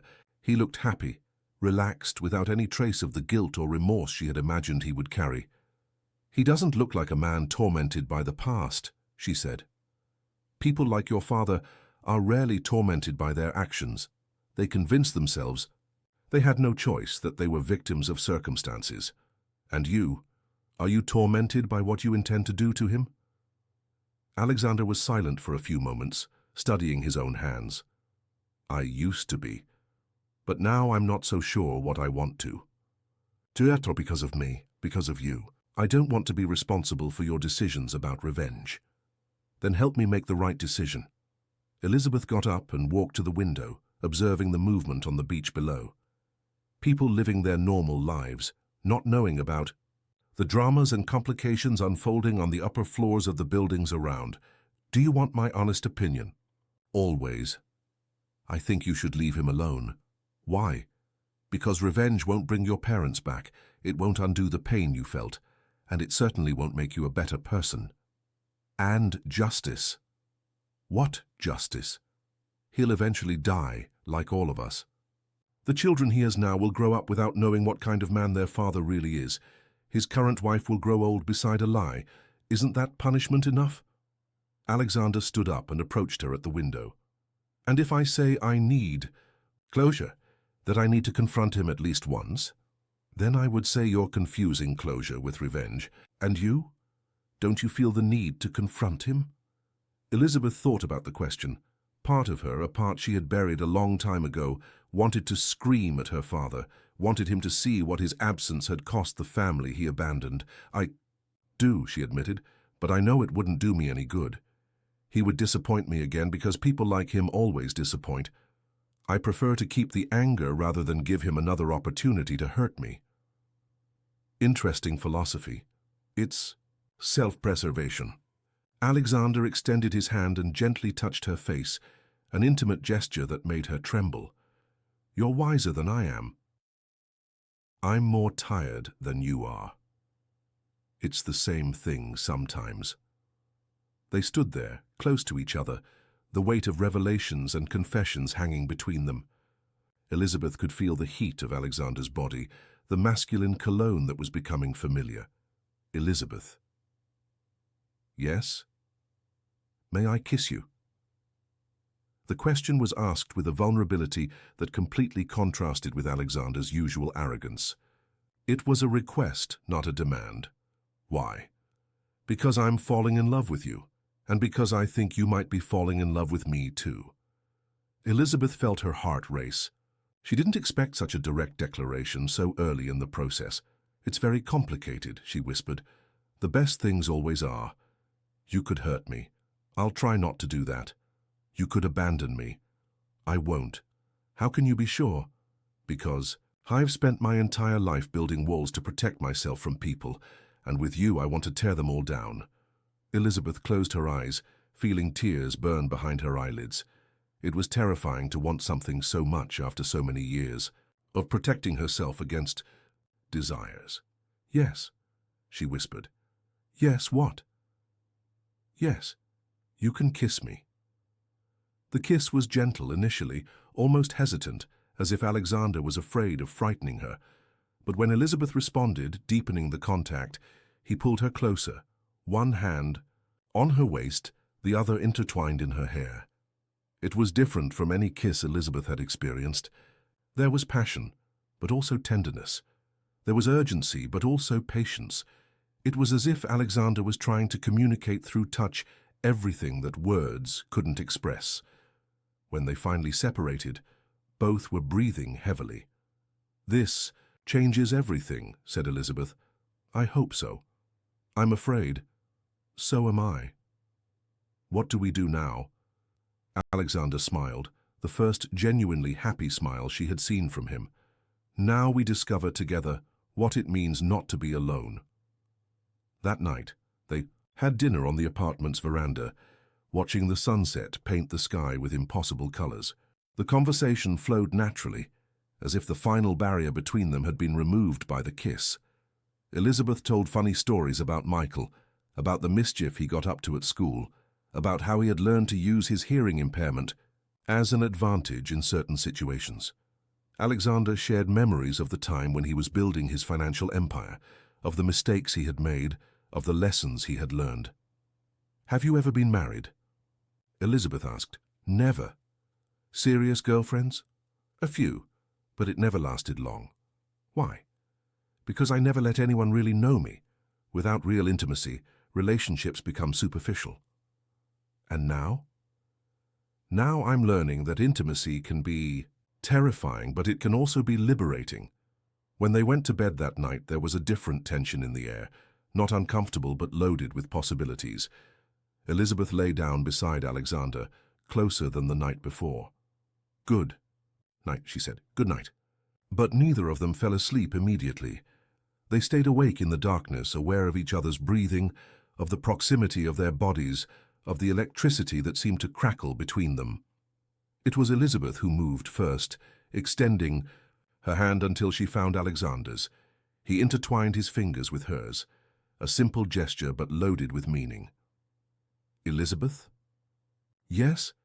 Thank you for making me remember what it's like to feel hope. Thank you for making me remember what it's like to want something for myself. And so, hand in the darkness, they finally fell asleep. It was the second of the 40 nights, and Elizabeth could no longer imagine what it would be like to return to the life she had left behind. The following days passed in a golden haze of mutual discoveries. Elizabeth and Alexander developed an intimate routine that seemed natural, as if they had been created to share spaces and silences. He cooked while she organized the spices in alphabetical order, a habit that amused him. She read on the veranda, while he worked in the office, but always aware of each other's presence. The nights were filled with conversations that extended until dawn. Alexander told about the first years alone, about how he had learned to be cruel in business to survive, about the decisions that had transformed him into someone he sometimes didn't recognize himself. Elizabeth talked about the loneliness that accompanied her, even when she was surrounded by responsibilities, about how she had learned to measure love by the capacity for sacrifice. Physically, they gradually approached each other. Kisses that lasted hours, caresses that explored previously forbidden territories, an intimacy that grew organically without rush or pressure. Elizabeth discovered she could trust Alexander's touch, that he respected her limits even when she herself didn't know where they were. But it was on the 12th night that everything changed. Elizabeth was preparing tea in the kitchen when Alexander's phone rang. It was almost midnight, and calls so late usually meant problems. She heard his voice from the office speaking in English with someone, the tone gradually becoming tenser. When he appeared in the kitchen, his expression was somber. "What happened?" Elizabeth asked. "Charles moved." "What do you mean?" "My contacts in Vancouver informed me that he liquidated all investments and disappeared with the family. He probably discovered he was being investigated." Elizabeth felt her stomach contract. "And now?" "Now he's in the wind again. He could be anywhere in North America." "Does that bother you?" Alexander approached her, resting his hands on the counter on each side of her body, gently trapping her. 3 weeks ago this would have left me furious. Today I don't even know if I care. Why? Because I discovered something more important than revenge. What? Love. The word hung between them, loaded with promises and fears. Elizabeth put her arms around his neck, studying the details of his face in the soft kitchen light. "Are you sure?" "Absolutely, and you?" "Terrified, but sure." Alexander smiled, that genuine smile she had learned to love. "Terrified is a good start." "Why?" "Because love without fear isn't real love. It's just comfort." They made love that night for the first time. It was different from any previous experience of Elizabeth's. There was no desperate urgency nor resigned submission. It was a slow dance of mutual discoveries, each touch a question, each sigh an answer. Alexander treated her as if she were made of precious crystal, but Elizabeth discovered she didn't want to be protected. She wanted to be desired, possessed, loved with the intensity she had learned to deny herself.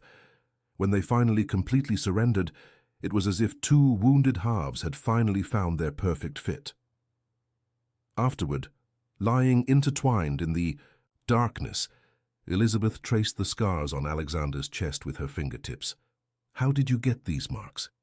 "Bar fight when I was 18, a guy said my father was a coward for killing himself instead of facing the consequences. I went after him." "And did you win?" "I won the fight, but lost a lot of blood. Spent 3 days in the hospital." "Was it worth it?" "At the time I thought so. Today I know I was just a wounded kid trying to defend an honor that no longer existed." Elizabeth kissed each scar as if she could heal the old pain through touch. "You're not that boy anymore." "No. Now I'm a man who knows the difference between honor and pride." "And what's the difference?" "Honor is protecting those you love. Pride is destroying those who hurt you." The next morning, Elizabeth woke up alone in bed. She found Alexander on the veranda, drinking coffee and observing the ocean with a thoughtful expression. "Good morning," she said, kissing the top of his head. "Good morning, love." The word came out naturally, without hesitation, and Elizabeth felt her heart warm. "What are you thinking about?" "Us. The future." "What future?" Alexander pulled her to sit on his lap, hugging her from behind. "Our future." "Because I don't want this to end in 40 nights." "Neither do I." "Then it won't end." "Is it that simple?" "It can be, if we want it to be." Elizabeth leaned back against his chest, feeling the regular breathing, the strong and reliable heartbeat. "And my family. Michael, my mother. They're my family now too. And my life in New York. You can work from anywhere. Or not work if you prefer. Or start something of your own. You have options now." It was true. For the first time in her adult life, Elizabeth had real options, not just survival strategies. That scares me. Why? Because I don't know who I am when I'm not fighting to survive. Then we'll find out together. Alexander's phone rang, again interrupting the moment. This time the conversation was longer and in English. Elizabeth heard fragments about flights, documents, urgency. "I need to travel," he said when he hung up. "Where to?" "Buenos Aires. My lawyer found Charles." Elizabeth's blood froze. "Found him how?" "He was trying to access old bank accounts. He left digital trails. And you're going after him?" I am. For what? I thought you had given up on revenge. Alexander stood up, beginning to pace back and forth on the veranda. I gave up on killing him, but I still need to end this story. How? By confronting him, making him admit what he did. Maybe even convincing him to return at least part of the money he stole. And if he refuses, then at least I tried to do the right thing. Elizabeth studied Alexander's expression, looking for signs that the thirst for revenge had returned. Instead, she saw determination, but also a serenity that wasn't present when he talked about Charles before. When are you going? This afternoon. Alone. Alone.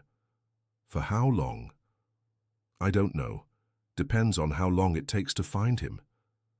Elizabeth felt panic rise in her throat. The idea of Alexander leaving her life, even temporarily, awakened old fears of abandonment. And if you don't come back? Alexander stopped pacing and knelt beside her chair. I'll come back. I'll always come back to you. How can you be sure?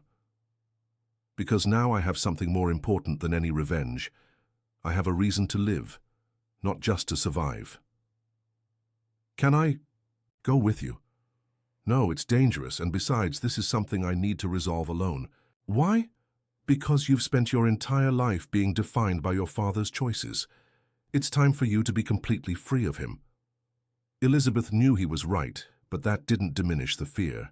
And if he harms you?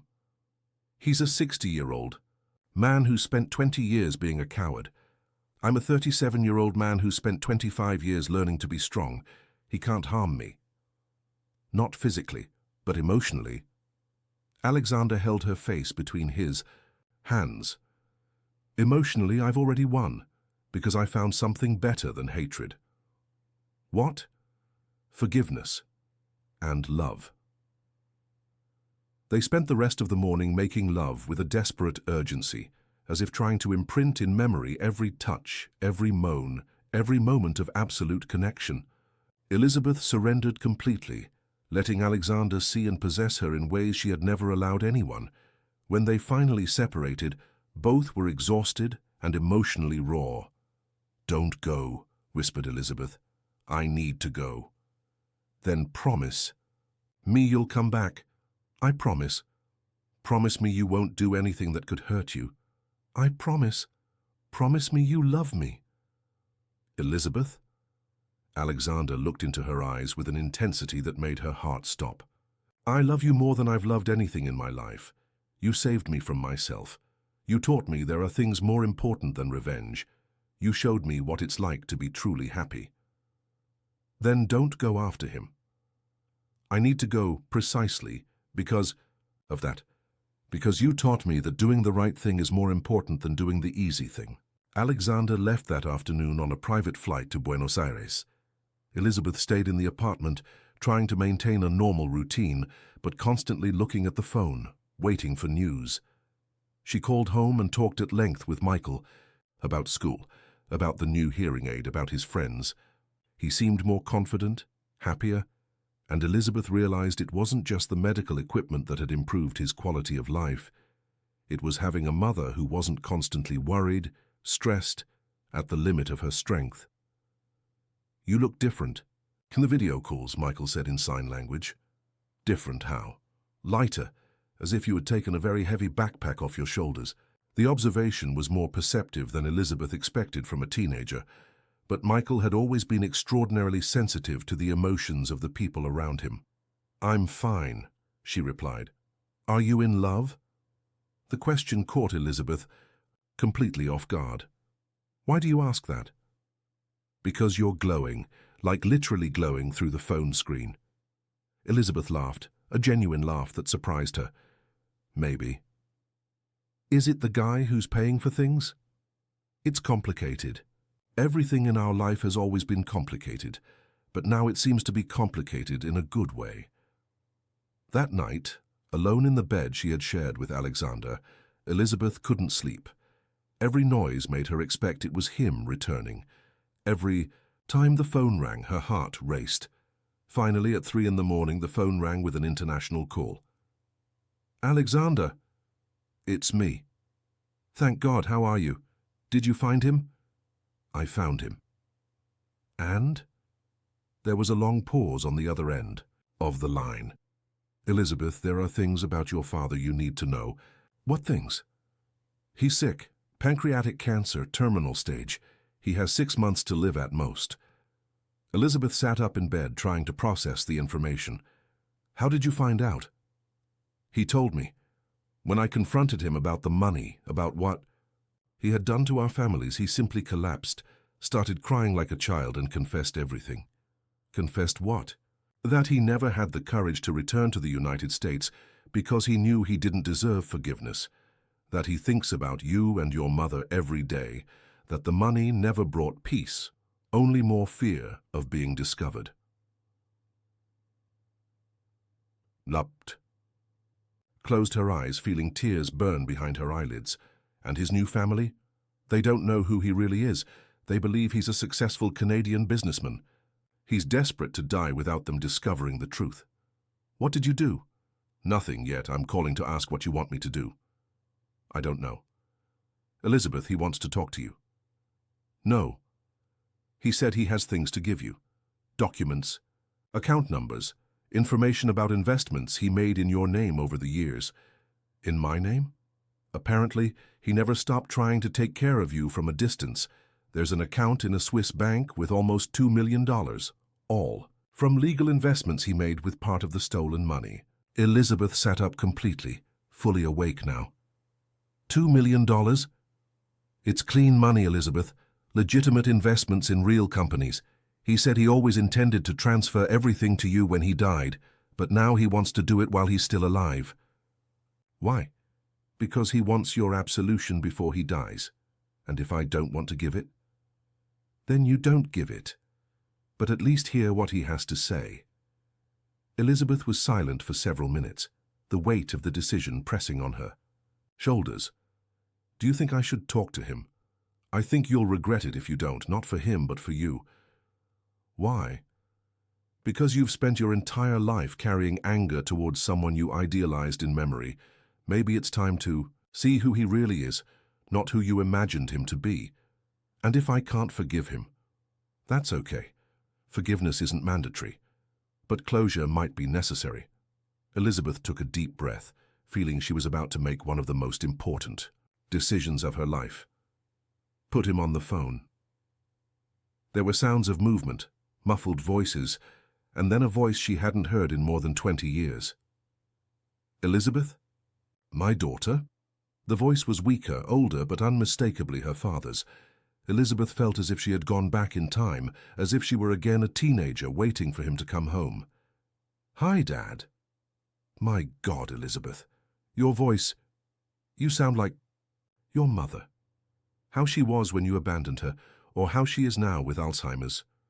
The cruelty of the question surprised her, but she didn't regret it. I deserve that, said Charles, his voice breaking. I deserve that, and much more. Yes, you do. How is she? How are you? I know I have no right to ask, but we survived without your help. I know, and I'm sorry more than you can imagine. Alexander told me you want to give me money. It's not giving. It's returning. It's yours by right. By right? What right? The right of a daughter whose father ruined everything. The right to compensation for 20 years of abandonment. Elizabeth closed her eyes, fighting against tears she didn't want to shed. Money doesn't erase what you did. I know, but it can make your life easier. It can give you options you didn't have because of me. Why now? Why not 10 years ago, when my mother was still lucid? Why not 5 years ago when Michael needed hearing aids I couldn't afford? Because I was a coward. Because I was afraid to face what I had done. Because it was easier to live pretending that you were fine without me, and now I'm dying. And I realized I can't take guilt to the grave without at least trying to repair part of the damage. Elizabeth heard sobs on the other end of the line. Her father was crying, and part of her, the 7-year-old girl who used to wait for him to come home from work, wanted to console him. But the 37-year-old woman who had raised a son alone and cared for a sick mother knew that some wounds are too big for bandages. Elizabeth, are you there? I'm here. Can you forgive me? The question hung in the air for long seconds. Elizabeth thought of all the nights she had dreamed of this moment, all the times she had rehearsed what she would say if they ever met again. "I don't know," she said finally. "Maybe, but not today." "I understand. But I accept the money. Not for you, but for Michael and my mother. They deserve a better life." "Thank you." "Don't thank me. You're not giving me anything. You're paying a debt." "You're right." Elizabeth heard Alexander speaking in the background. Then he came back, on the phone. "He's going to provide all the documentation to transfer the money," said Alexander. "It will take a few days to process everything legally. And then? Then we come back home." "What home?" "Our home. Wherever it is, as long as we're together." Alexander returned to Los Angeles 3 days later, bringing with him a folder full of bank documents and an expression that mixed relief with melancholy. Elizabeth was waiting for him at the airport, and when she saw him walking towards her, she felt as if she could breathe completely for the first time since he had left. They kissed right there in the middle of the crowded terminal, not caring about the curious looks. "How are you?" Elizabeth asked when they finally separated, closed, complete, ready to start a new life. "And my father?" "He went back to the family in Vancouver. He'll die without them knowing who he really was. It's a kindness he perhaps doesn't deserve, but that you deserve to give." "Why?" "Because you're a better person than he ever was." In the apartment, they made love with an intensity that seemed like both celebration and farewell at the same time. Elizabeth surrendered completely, without reservations, without fears, letting Alexander see and possess every part of her she had kept hidden. Afterward, lying intertwined in bed, she traced lazy circles on his chest. "What happens now?" she asked. "Now you decide." "Decide what?" "If you want to stay with me forever, not just for 40 nights. "And if I do?" "Then we get married. We bring Michael and your mother to Los Angeles, or we go to New York, or we buy a house somewhere where we can all be happy. You go back to work if you want, or start something of your own, or dedicate your time to family. You choose." "And if I don't want to?" Alexander tensed for a moment. "Then I let you go. And I spend the rest of my life grateful for the months we had." Elizabeth propped herself up on her elbow to see him better. "You would do that, let me go?" "If it was what you wanted, yes. Even loving me. Especially loving you, because real love isn't possession, it's freedom." Elizabeth smiled, that smile he had learned to recognize as a sign that she had made a decision. "Then it's lucky that I don't want to leave." "Are you sure?" "Absolutely." "Why?" "Because you taught me that it's possible to be loved without being hurt, that it's possible to trust without being betrayed, that it's possible to dream without being disappointed." "And me?" "And you what?" "What did I teach you?" Elizabeth kissed his chest right over the heart. "That revenge is imprisonment, but forgiveness is freedom. That loneliness is a choice, not destiny. And that love isn't about finding someone perfect. It's about finding someone who makes you want to be better." 6 months later, they married in a small ceremony on Santa Monica Beach, just with Michael, Donna, and a few close friends. Martha had a particularly lucid day and managed to recognize Elizabeth as her daughter, blessing the union with tears of joy. Michael was the best man, wearing his new hearing aid and translating the couple's vows into sign language so Martha could follow. When the judge pronounced Elizabeth and Alexander husband and wife, she felt as if she were being born again, leaving behind decades of fear and loneliness. The honeymoon was in Paris, a city Elizabeth had always dreamed of visiting but never imagined she would. Alexander planned every detail to be perfect, but it was in the spontaneous moments that she fell even more in love with him. When he stopped to help a lost tourist, when he bought flowers from a street vendor just because she had stopped, to admire them, when he danced with her on the hotel veranda at 3 in the morning under the light of the Eiffel Tower. They returned to the United States to start a new life in a large house in Pacific Palisades with a view of the city and the sea. Michael quickly adapted to the new school, where his hearing impairment was seen as a difference, not a limitation. Martha had her own caregivers and an adapted room with a view of the garden she loved. Elizabeth opened her own consultancy in financial management for small businesses, discovering she had a talent for teaching others to organize their financial lives in the same way she had organized her own survival for so many years.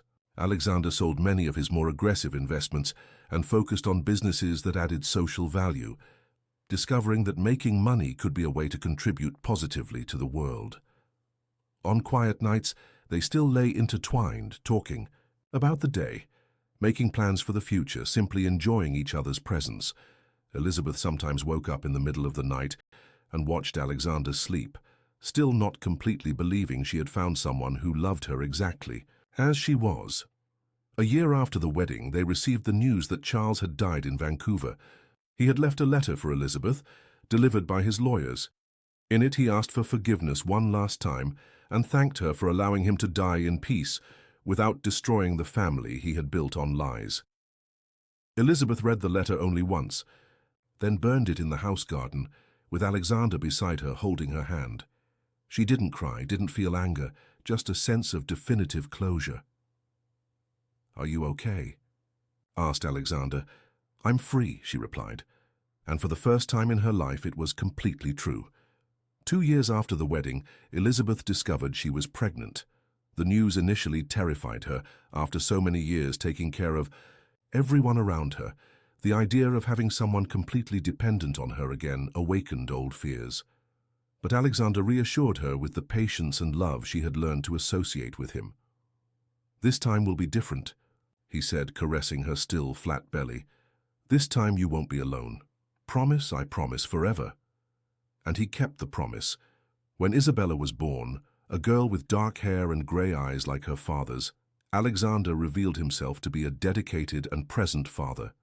Michael transformed into a protective and loving brother, teaching his little sister the first signs in sign language even before she could speak. Martha, in the increasingly rare moments of lucidity, held her granddaughter in her arms and sang lullabies that Elizabeth had forgotten she knew.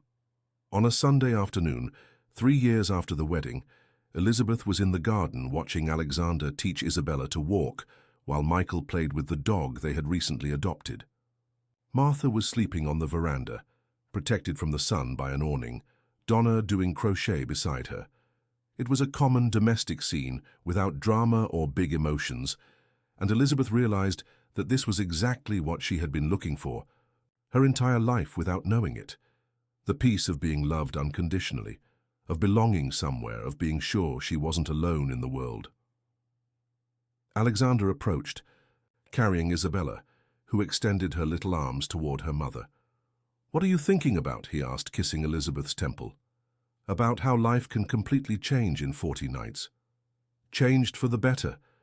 Elizabeth looked around, at the house that was truly a home, at the family she had found and created, at the man who had transformed her existence from survival to full life. "Change to perfect," she said. And for the first time in 40 years, Elizabeth Parker Montgomery completely believed what she was saying. Love had won over fear, family had won over loneliness, and the future finally seemed more promising than the past.